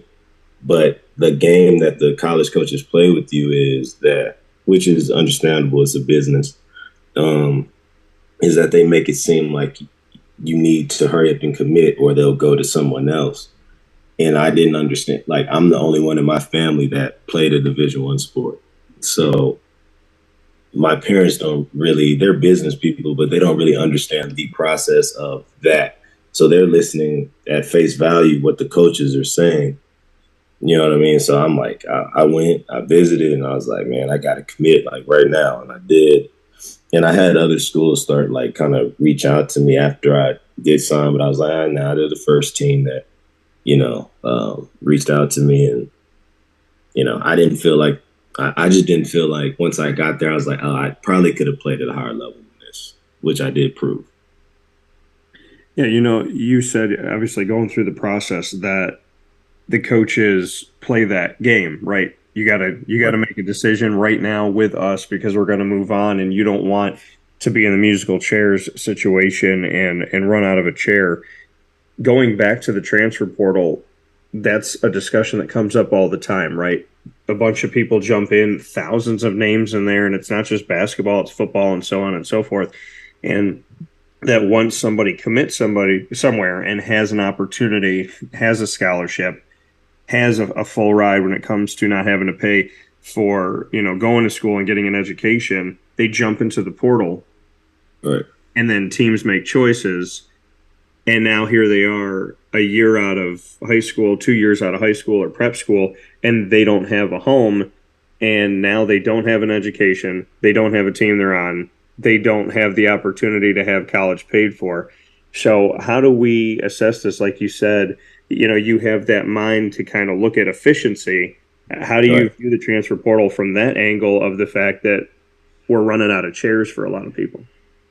Yeah, like I wish I had a solution for them. That is honestly like tough, man. You wouldn't believe how many kids come to me and ask me if I can help them get to schools. And it puts me in a tough position because I'm like, how could I do that? Like with the numbers you had, if you had a little bit better numbers, you wouldn't even need me. You know what I mean? So it's like, I asked them a series of questions, and then, I'm just like, maybe I know somebody that's associated with that school, and maybe I can, help if I can, just explain the situation, because I do know some kids that are actually good players that kind of got in a bad situation, and they play for coaches that don't, that aren't players coaches. So that does happen, but it's tough. Like you have to, I tell people all the time, like everyone's been in bad situations, and you have to, make the most of it. Like you gotta go, worry about you. Like you got, one thing I will say to combat it, this is the most that you can do, is you can't, if your coach is not letting you do what you feel is you should do, and you're not, and you have aspirations to go play at a higher level, where it comes to NBA, G League, overseas, you want to do that, you're not getting numbers, your coach isn't letting you do what you think you should do. Go in and you have to be super efficient. Like you have to go immediately go score. Like you have to immediately go do things. You have to break off of what he's letting you, because he's going to take you out anyway. Like you literally you're not, and if when he takes you out, or you don't, do whatever you feel like you should do, or what you feel like you should be allowed to do, you're not going to get those results that you want. So you got to, that's kind of how I think about it. I'm like, man, when I go in, I'm going to just shoot it every single time, coming out anyway. So. Yeah, no, that's a good point to make. And reflecting on playing basketball in high school for myself, knowing my coach's favorites and knowing that I wasn't one of them, I probably should have taken a lot more shots saying, hey, you know what? I know I'm coming out in a minute or two, so might as well do what I need to do. That coming from John Gillon here, Syracuse Orange. They don't care about you. They don't care about you. They care about their program. They're not worried about is this kid going to be able to transfer from my school, or is this kid going to be able to play professional? They don't care. They care about whatever agenda that they have, which is not always mature. Like you don't know how some of these coaches get these jobs, but I digress. No, that's okay. I mean, I appreciate the honesty, and I appreciate, you being so candid about it, because we have these conversations, and some people attack the players with NIL and the transfer portal, and, you don't have to stay committed to anybody. Your word doesn't mean anything. But that also has gone for coaches for many years. I mean, I'll never forget in college football, in one conference, I spoke to 3 different coaches who had all signed extensions in December, or pardon me, before December. They had all signed extensions to be there for another 2 years, 3 years, 4 years. They were all gone by December. So they had all made these commitments, signed on with these schools, recruited these players, and 3 of them were shake your hand Monday, gone on Tuesday. What level was this? D1. Division 1 AFBS. Yep. Well, at least coaches have the security of signing a contract and having to get paid out to a certain. I mean, I'm sure they have to come to a buyout agreement when they leave, but I mean, at least they have that. Like once a player, for the most part, because you're not getting in NIL deals now if you're not playing at a high level, and if you do, they're very small and definitely not enough to invest and change your life. But if players, they don't have that. They don't have the same security or backup plan. You have your eligibility, it gets exhausted, man. So I would just tell kids one way to combat everything is to definitely take your academics seriously. That, I would prioritize that over basketball, just because basketball is so iffy. You can get, I know it sounds so cliche, but you can get hurt. You can, lose a scholarship, whatever. So just take advantage of that. Take as many classes as you can while people are paying for it. Yeah, and that's the side of it that doesn't get talked about enough. And I try to key in on that as the student and student athlete, the importance of that side of it. And you just mentioned it, John, of saying, hey, there's a lot of things you can't control, but what you can control is making sure that you take care of that education. Because no matter how good of a basketball player you are, how good of a situation you have, or how great things seem to be in the moment, eventually basketball stops. Eventually, Right. the sport you're playing stops. And there's, some kids out there that are 28 years old saying, what am I supposed to do with the rest of my life? And their life just started. So, to that point, to go a little bit deeper into that, how your personal experience has taught you take care of student, not just athlete.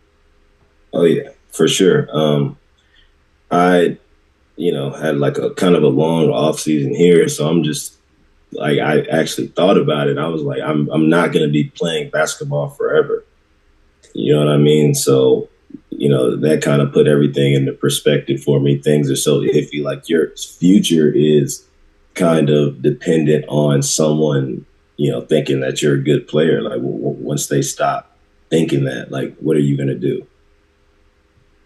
So I always encourage kids to like take academics seriously. Like that's the first thing. Like even my little brothers, I'm like, y'all just like both of my little brothers are my middle one is a grad assistant at LSU, and another one is literally going to grad school right now. So I'm proud of them, and like I really preached education to them.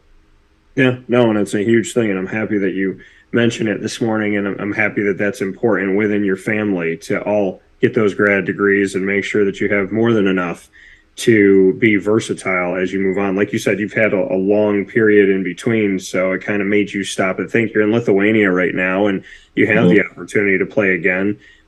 What are your thoughts? I mean, obviously you're still playing, and that's a great piece of it, but do you have a next chapter kind of lined up in your brain? Not necessarily. I mean, but I'm always like, I don't have like a specific job that I would be like, okay, well, I'm going to go do this once I'm done. I mean, I would love to, go coach or something like that, like still be around basketball, because I just feel like I have so much that I can like teach younger guys about, like, because I've done it. So like if I can help them skip a few of the bumps in the roads that I went through by just giving them like small little things to adjust, like I would love to do that. But, I do look into things to invest. Like I look at, different properties. I look at different funds I can invest in, like just, I just research a lot of stuff, man. So, my mind is open to anything, like just the best thing for me in the next step. And I can do that while I'm still playing, and like this past year, it just taught me like, use your money that you make now. So you're less stressed. Like your salary is not your money. Like that money is going to be gone. Your real money comes from passive income. Yeah, and you had made mention of the fact of you might be looking into the coaching side of things, which brings me right into the conversation that people ask me daily, which is, when's Jim Bay going to retire? What's his plan? What's he going to do? Do you get that a lot as well? I mean, I think it's the most common question that I get asked from year to year. It's gotten heightened, I would say, in this past season.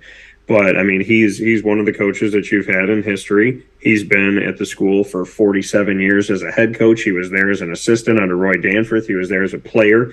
So many, many years he's put into being at Syracuse, yet people seem to ask about his future more than any other future that I've ever heard. And I've talked to people about the fact of, how would you like it if somebody came to your job, whatever that job may be, and every day, every year, we're like, hey, you leaving today? Hey, good morning, Jim. You're going to leave today? Are you going to leave today or tomorrow? Are you going to leave this week? Are you going to leave this year? When are you going to retire? When are you going to get out of this job? But this is something that people don't think about. They just kind of dish it, but I don't think a lot of people could take it if it happened. How do you view the situation with JB? I know that, first of all, that would be annoying, but lucky for everyone, trust me, Coach Bound does not care what anybody thinks. Trust me. He's very confident in himself. He knows what he's doing. You talk to him, he's still very sharp. Like, he's active. Like, it would be different if he was like, you could tell his age by talking to him, or you could see like things are slowing down or something. But like, you could never, like, I was at the school, maybe like, I didn't see him when I came to Florida State. No, it wasn't Florida State. It was Virginia Tech. I saw him there, but I didn't get to talk to him. But I saw him like a few months before that, and he's same old coach, man. But I do have a perspective on that. Like, people don't look at the specifics of situations. Like, this team is so young that they have right now, and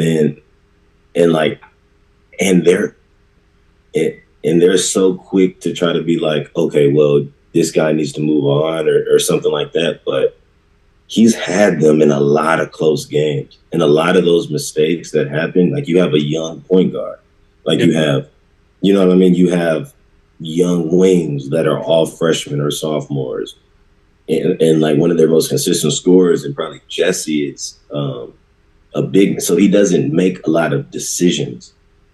You know what I mean? And they're in all of those games. And I think that comes down to coaching. And like, when I talk to people, I just ask for people to be consistent. So if you're going to say, when we lose, like, is this person going to leave? Like, when we win, I expect you to have thoughts that reflect that as well. Right. And I just feel like people have like their own agenda, and they're going to say things like no matter what, instead of just actually looking at the context of the situation. Like, if I saw things that were just like, this doesn't make sense, so this rotation doesn't make sense, like, I would say that, but I don't see that. I think coach is like super smart. Like, if you talk to him about basketball, like his out of timeout plays, like, just, but at the end of the day, everybody can be better. Like, at the end of the season, coach is going to go look at what he can do differently and, adjust to that. Like, yeah. So, and his team will be a year older. They have athletic wings. I mean, I think the groundwork for that team, like, I see a lot of potential in those kids. Like, if Judah comes back, I think his name is James, kid with the dreads, like, and then Benny, I think they're good. And then the kid with the long dreads, he's pretty good. The athletic white kid that can shoot, like, he's pretty good. Yeah. Taylor, yeah, I like his game. He's strong. Like, so they're all freshmen. And then if they lose a game to one of the best teams in the conference that they're up on, and they just kind of, like, I remember one game they were up by 4 with 58 seconds and lost. Like, Joe got the ball, he saved it into the other team, and they got it, scored. But like, just little things like that will happen. Yeah. But they're in those games. Like, they were this close to the season looking a whole different way. Like, just in like a few games. Yeah. So it's like, is coach really doing bad, or is it like they have a young team? Yeah, I mean, we go back and reflect on this, and some of these games, like you had made mention of, if we go just in conference and we look at some of the matchups that they lost, the Pittsburgh game, the first time they faced them, which was in the Dome, 84-82, Pitt led the conference multiple times this season. The Virginia game, I think, is one that you're mentioning here, 73-66. They lost that game at home as well. And then we look at some of the other pieces, lost by 4 to Miami on the road, 82-78. So there was a bunch of moments. North Carolina, 72-68, that game inside of the Dome. Another close matchup that they had. They were close with Virginia the second time around. That was in the Dome, pardon me. The first time was on the road, 67-62. So, I mean, you look at Virginia, they're a top 14 inside of the ACC. And ranked in the nation's top 25 a bunch of times this season. You look at North Carolina, a team that's gotten better as the season's gone on. You look at Miami, who's the number 1 seed in the ACC tournament. So you're not just hanging with these teams. And Pittsburgh ended up. What's their conference record? Their conference record is 10-10. Yeah, I mean, that that's a good record in the ACC. Like, I don't if another coach did that, people would be impressed by it. Like, yeah. I don't think the reason that they've lost a few games, and I'm not even, it's the players aren't like, no, it's the experience of the team, and certain things don't shake your way sometimes. But, people have their agenda. When I was playing, people were doing the same thing. Yeah. But not as bad as now, but when I was playing, people were doing the same thing. And I know we had a winning record in conference for sure. And that's why I bring it up. And why we're having the conversation about it is because people have agendas. The thing that I find interesting, John, is if they got what they wanted, who they're going to pick on, right? Because so many people try to get successful over the lightning rod that is Jim Boeheim. And I'm in that room. I tell people this, you're not in the post-game press conference room seeing people that ask questions and then they smirk, or seeing people that ask questions, they get yelled at, and then they write a story about Jim Boeheim yelled at me, I made Sports Center. It's people trying to almost become infamous off of Jim Boeheim. They just want to piss him off enough that they can get into the news, play the victim, and then write a story about it. And some of these people played the victim, and then they wrote a story, and at the end of the story, they were wishing bad on him and taking a personal opinionated attack against him. So what I find interesting, okay, go ahead. Sorry. No, I was just going to say, what I find interesting is that in a lot of cases, not just Jim Boeheim, if people actually got what they wanted, who are they going to use to get famous? Well, that's true. And like two things on that. First of all, like the grass isn't always greener. Yeah. And I'm sure that at some point, Coach will, when everybody's ready, everything is set up, transition out on his terms. That's what I think about that. Secondly, like when it comes to the reporters doing that, I really don't agree with that, man. Like, because you're compromising your character, in my opinion, because you're making biased articles. Then on top of that, you're doing exactly what you're accusing him of, which is making a hostile work environment, because he has to go talk to you after the game. Because if you want to act like that, like, okay, I would just not talk. We don't have to talk to each other, but he has to. You know what I mean? So, like, I just don't agree with people doing that and then making up opinions based on feelings. I really don't believe in operating on feelings. I always believe in, operating on logic, coming up with the best case scenario in every situation. So I don't like what I see when it comes to that. No, and like you said, people have had agendas. You've dealt with it. How did you learn how to handle the media, and how did you learn the difference between the people that shake your hand and look you in the eye and they are good for their word, and how many people shook your hand and looked you in the eye just because they wanted a quote?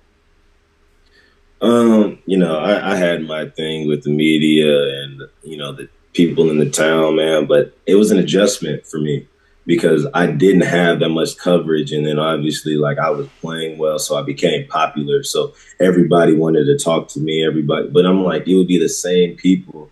I was like, one guy actually confronted, I was like, weren't you just saying that this team couldn't win with me? I was like, oh, okay. So I didn't take it personally. Like, I learned that people just they go with as, what have you done for me lately? So if you're playing good, they're your friend. You're playing bad, they're not. Like, people would literally blame me for losses. Like, so I just had to kind of ignore that, and do what was best for me. Like, but I stopped listening to it, because I'm like, why should I listen to people that know less basketball than I do? That could never sit here in my shoes and do what I'm doing. Like, they don't understand how hard it is. That's why they're so critical. Like, I would never come here and criticize what you're doing to that extent. Like, I would ask questions, I would report, I would leave it at that. If my job was to, kind of analyze and report you, like, I would do that, maybe, put in my 2 cents here and there. But at the end of the day, like, you got to trust that maybe the person that's been doing this their whole life, doing it longer than you probably decided that you wanted to be, like, a journalist or a reporter, like, because I've been doing it since I could walk, understands his field better than you do. So when you ask, like, why didn't you do this again? That's why Coach will get offended. Like, he's been coaching for 47 years, like you just said, like, why should you be talking game strategy? So right when you do that, of course he's going to have like how he feels about that. Like, it's crazy because like if you were to ask these people do the same thing to them, they would not receive it well. Right. They wouldn't. But like you're seen as some, like when you're in that light, like you're seen as like past the human. Like you're not allowed to like, you know, have that human element, you know, get the benefit of the doubt, because you're not supposed to make mistakes. You can't say what you feel, but certain people don't care about that. Like, so if coach doesn't, and myself, like I was telling people, like, I was like, hey man, like if you think I'm bad at basketball, we can, my eligibility's up after this year, we could play 1-on-1 for money. Yeah. After this, for a car payment or something, like whatever you want to do. Yeah. Like meet me at the Mello Center. Like no one actually took that bet, believe it or not, man. So you know, and John, you know, I appreciate it, and I enjoy talking about a lot of these different pieces today. I feel like this conversation has allowed us to go to different areas. I like being this when it comes to players and coaches, not doing that. I don't think you would be on the broadcast with me right now if I was one of those wavy guys. I make it a point, and sometimes it's quick in the locker room, so you can't get to everybody depending on how long, you know, Jim stays up there and whatnot. So it's been an integral part of what I do this season alone. To, you know, if I talk to Justin Taylor and I talk to Malik Brown, I'll go over and, you know, I've known Joe for a long time now, and I'll just go shake his hand and be like, hey man, keep your head up, type of thing. You know, Trevor Cooney and Jeremy Grant, I remember those guys weren't playing at all. And I would go and interview them, and nobody would talk to them. They just sit there. And then when they got good and everybody came up, they were like, all right, well, Dan's been here for 2 years. So I like what you said, and I like that you stuck up for yourself, because I see that in guys. And you weren't at Syracuse, obviously, throughout your entire career, but there were guys like Trevor Cooney that were there from the beginning, that toward the end, when he was a senior, he just kind of let it all fly. You know, he would say things respectfully, but he would stick up for himself. And I think a player has every right, like you said, to have somebody walk up to you and they're like, oh, you know, John, congratulations. You did a great job. You hit that big three. I'm so proud of you. And you going, yeah, but you just said for the last 2 weeks that this team was not going to win another game with John Gillon. You know, I think that you have every right to do that, because I fight up against people maiming your story as much as you guys do. And like I tell coaches and players all over the world, the media doesn't like me any more than they like you guys, because I tell the truth. And I know that's a problem for some people. Can I just add one thing? Like, I think that sometimes, like, you can, as a player, like, I do feel like sometimes we do get too sensitive. You know what I mean? Like certain players think, like, no matter what happens, like, no one can tell me anything. Like, I don't believe in that. Like, you know, if you're not playing well, like, you can say it. I mean, but there is a way to say it. Like, you don't have to go to such an extreme of, oh, they won't win with you, or, like, you know what I mean? You know how people just try to, like, it's almost like clickbait. Like, there's a respectful way to say everything, because, like I said, there's a human element, like something we put so much time and effort into. Like, you're going to be more sensitive about it. Like, I don't believe in being sensitive, but you're going to care. Like, someone, you put your whole life into this, and then people can just, at the whim, without doing anything, just write whatever about you. Like, that does kind of, like, bother people. But at the end of the day, if you're not playing well, like I don't have a problem with somebody saying that. But it's just those extreme things. It's like, oh, you're not going. I was like, man, I'm really not playing that much. I don't have that, the freedom to really do what I need to do to play well, especially with how good of the teams we're playing. Like, people don't understand that. Like, that year when I was there, we played the national champion and the people and the team that played them in the championship. So it's like, that's the level of teams that we have to go through, you know, on a nightly basis. Like, we're playing against a team with 6 players that played in the NBA in Duke. Like, we're playing Donovan Mitchell. We're playing John Collins. We're playing, like, we're doing that every day, and y'all are just so quick to, not you, but like just in general, like, to just be so critical. I'm like, you guys have no idea, like, how hard this is. But I take constructive criticism. No, I mean, and you said it perfectly. I remember there was a season where Frank Howard and the team was having a tough season. Frank was inconsistent with certain things at the time, or he had a bunch of turnovers, something like that. And he was one of those guys that was getting attacked, like you had talked about.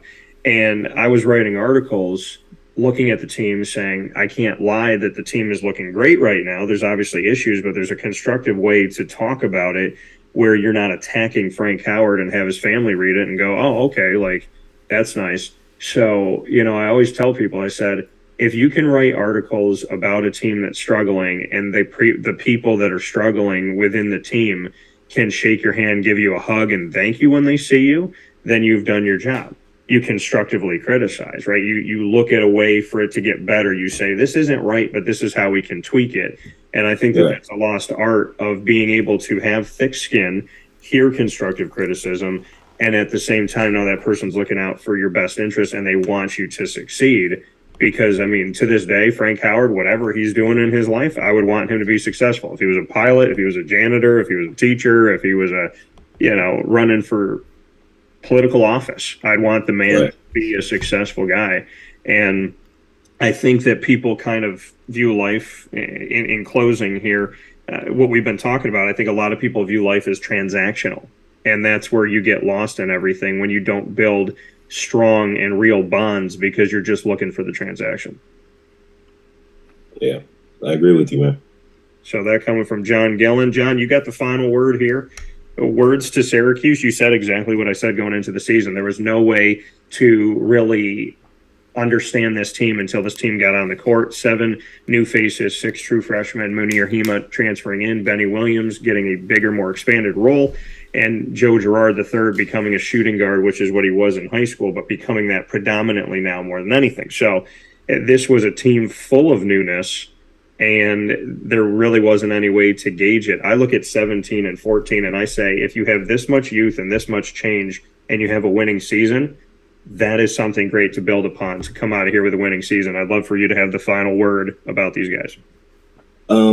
I think, like, when you go into ACC play, and they were around 500, well, they were 500 going into ACC play, you would think they were going to have no, they weren't 500. They were up 3 games.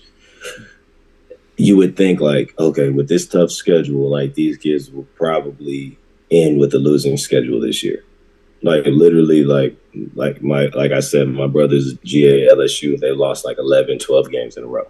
Like, but they were like 11-1. Now they have a losing record. Like, for coach to lead them to that when they don't look like they're just overly great, like, I think that, says a lot. And I think that's something that you can build on. And I think if it was a 30-year-old coach, like, that would be celebrated. Or if that was somebody else, that would be celebrated. So right now I'm just looking forward to the ACC tournament. And I mean, hopefully we go win it all, because, like, all the best teams, we've been right there.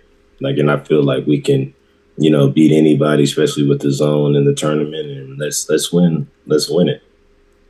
That coming from John Gillon, Syracuse Orange men's basketball alum on Wake Up Call with Dan Tortora inside of the Cafe Kubal studios. John, we spoke about a lot of things basketball, a lot of things life. Wake Up Call's tagline is where sports meets life. So I would love and be honored to have you back here on the show to talk about you in Lithuania, to talk about Syracuse, and to just expand on life, because I really can appreciate what you've offered to the show today and how you've kind of analyzed and looked at different things that I don't think we always see that's right there at the surface. So I want to thank you for that today. Thank you, man. I appreciate you.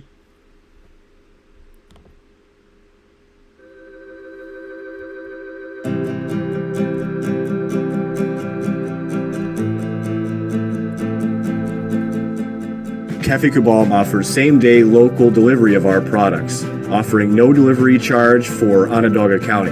Shop cafekubal.com for fresh roasted coffee beans, cold brew, travel mugs, and all your essential Cafe Kubal needs.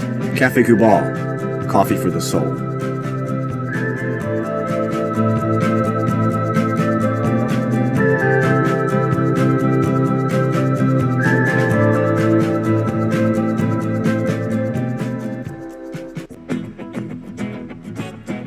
Hi, this is Amy from Mother's Cupboard, home of the whole frittata. We are open daily 6 a.m. to 1:30 p.m. For takeout orders, call 315-432-0942 and tune in to Wake Up Call with Dan Tortora for our monthly food challenge and try our Wake Up Call signature menu item available 7 days a week.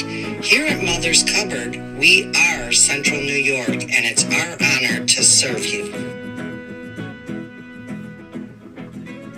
Ma and Pa's Kettle Corn and Popcorn Factory remind us that every day is worth celebrating. Find them at 201 Old 7th North Street in Liverpool, New York. Open Monday through Saturday in-store and all the time online at maandpaspopcorn.com. Serving our Central New York community and beyond, you can order all throughout the country at maandpaspopcorn.com. And remember to get your tins, which have in-store half-price refills forever. Ma and Pa's Kettle Corn and Popcorn Factory, available to you for fundraising and all of your events by calling 315-450-6272. That's 315-450-6272. Ma and Pa's Kettle Corn and Popcorn Factory.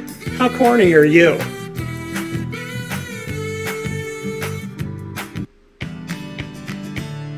Witty Wicks Candles and Gift Shop, Township 5, Camillus, where you will find handcrafted all-natural soy wax candles over 60 cents to freshen up your home. We carry a wide range of locally made items, Salsa Cuse, Syracuse Salt, and Chocolate Pizza Company, to name a few. Let our knowledgeable staff help choose unique gifts and keepsakes for any occasion. Gifts for family and friends, and maybe a little something for yourself. Witty Wicks Candles and Gift Shop, Township 5, Camillus. This is a special message from Merritt Brady, owner-operator of Chick-fil-A Watertown on 1290 Arsenal Street in Watertown, New York. Chick-fil-A for me has always been about the people. I think it starts with the strength and leadership of the Cathy family. It's just amazing to see a family-run business reach the altitude that they have. Second mile service is something that we embodied at my previous business, and the ability to make people feel like they're the only person at your establishment, that you are there to serve them that day and looking for those extra ways to make them happy, to anticipate what they need next is what makes me tick. And I'm going to have so many opportunities at Chick-fil-A to do that. It's one of my favorite things to eat in the world. My favorite application question or interview question when I'm interviewing is when I get to, have you ever eaten at Chick-fil-A? And a smile hits both their ears. You know, they can't even answer the question for a second. And when I see that, it's like, man, that's going to be a great hire. They already get it. They already feel it. They already know that we're different. The Chick-fil-A experience, it's a real thing. And then, of course, just our generosity and community involvement and making a positive impact in the lives of our team members, our guests, and the community in general, I think is really the secret sauce.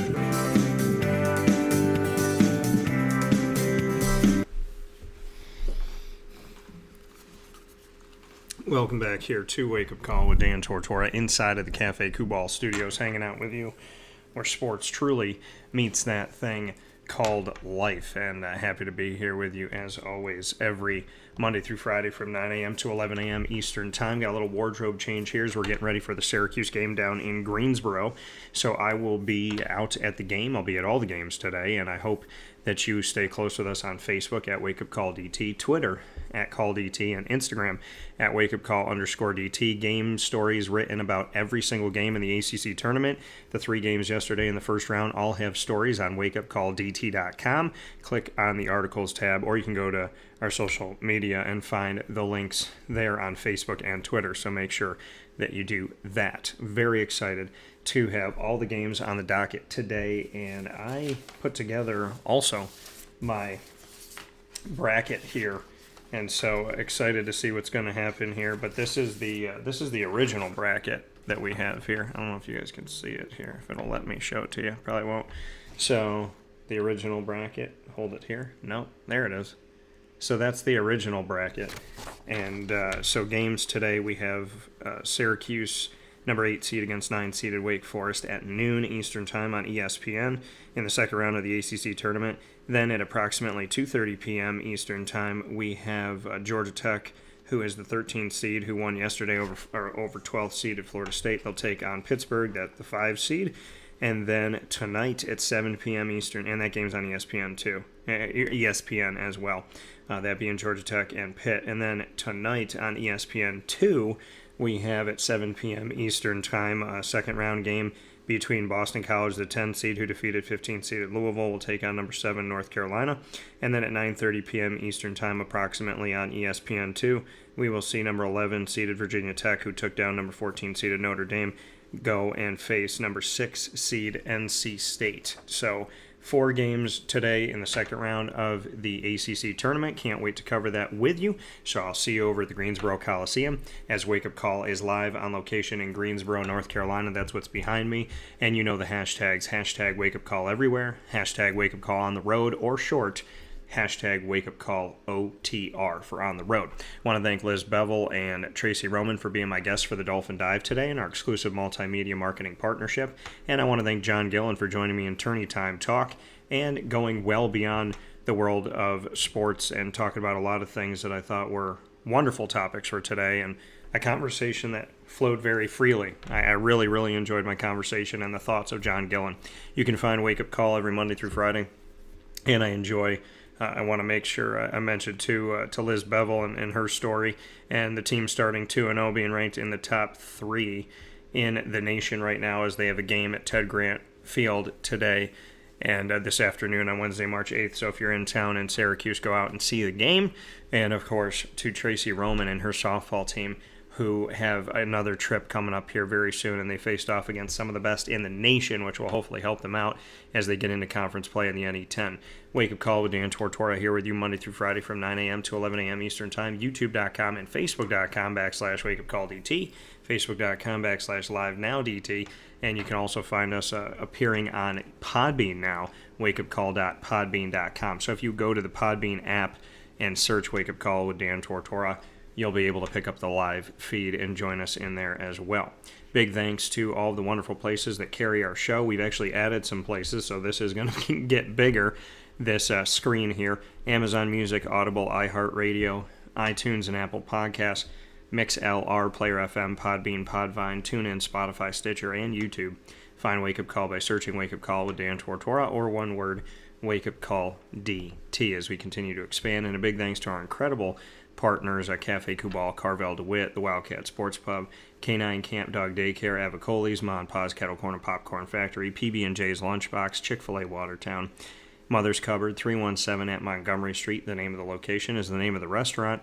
And Syracuse Dining Weeks continues this week. 3 courses for $35 at 317 at Montgomery, serving dinner Tuesday through Saturday. Make sure that you call ahead so that you can make a reservation. They are getting busy. K9 Campground Dog Boarding, Chick-fil-A Cicero, and Chick-fil-A Clay, Pizza Man, and Great Lakes Honda City. We're also proud to be the exclusive multimedia marketing partner of your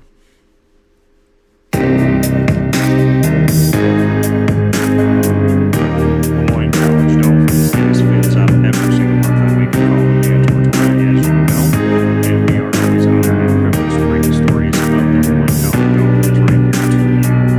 And thank you so much for supporting your Dolphins and for everything you've done for Giving Day, helping to make history once again. I've been a part of 2 of them in our multimedia marketing partnership since the time that we started, as we're here in year 2.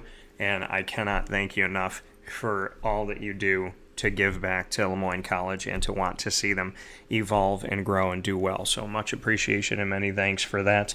The Dolphins specials can be found at Wednesdays at 9 a.m. Eastern Time, every first and third Wednesdays, AD and DT with Athletics Director Bob Beretta and myself, Dan Tortora. Every second and fourth Wednesday, the Dolphin Dive, diving into the stories of student athletes, coaches, administration, future Dolphins, and alumni like we did today. And you can find all that content on the LeMoyne tab on wakeupcalldt.com, which continuously is updated. You can also find the content by subscribing to our YouTube channel on youtube.com/wakeupcalldt, or by going to YouTube and just searching at wakeupcalldt. For more information on your Dolphins, go to LeMoyneDolphins.com.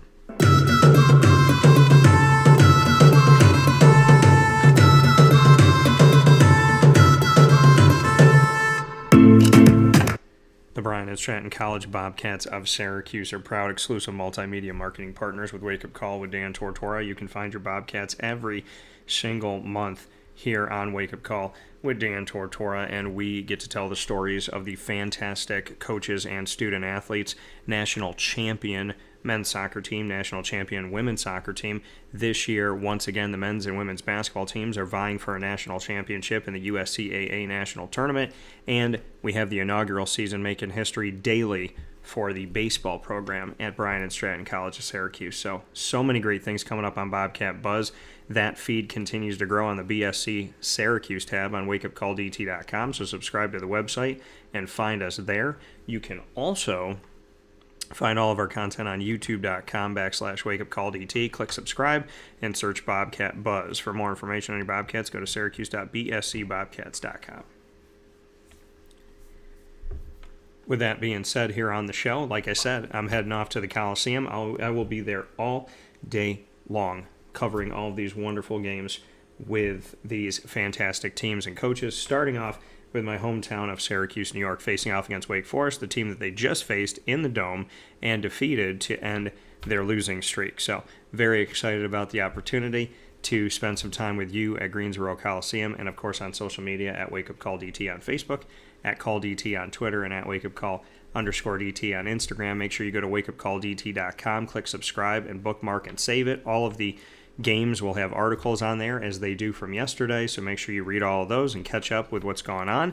And of course our interviews are going to be aired as well. My Q&As with coaches and players will be coming up here, and a lot of great stuff to share all throughout the week. So as Wake Up Call is here on the road, hashtag WakeUpCallOTR, we are very happy to be here and call Greensboro, North Carolina home for the week, and give you a bonus show on Saturday, March 11th from 9 to 11 a.m. Eastern Time. So with that being said, God bless, no stress, do your best. We'll talk soon. Take care.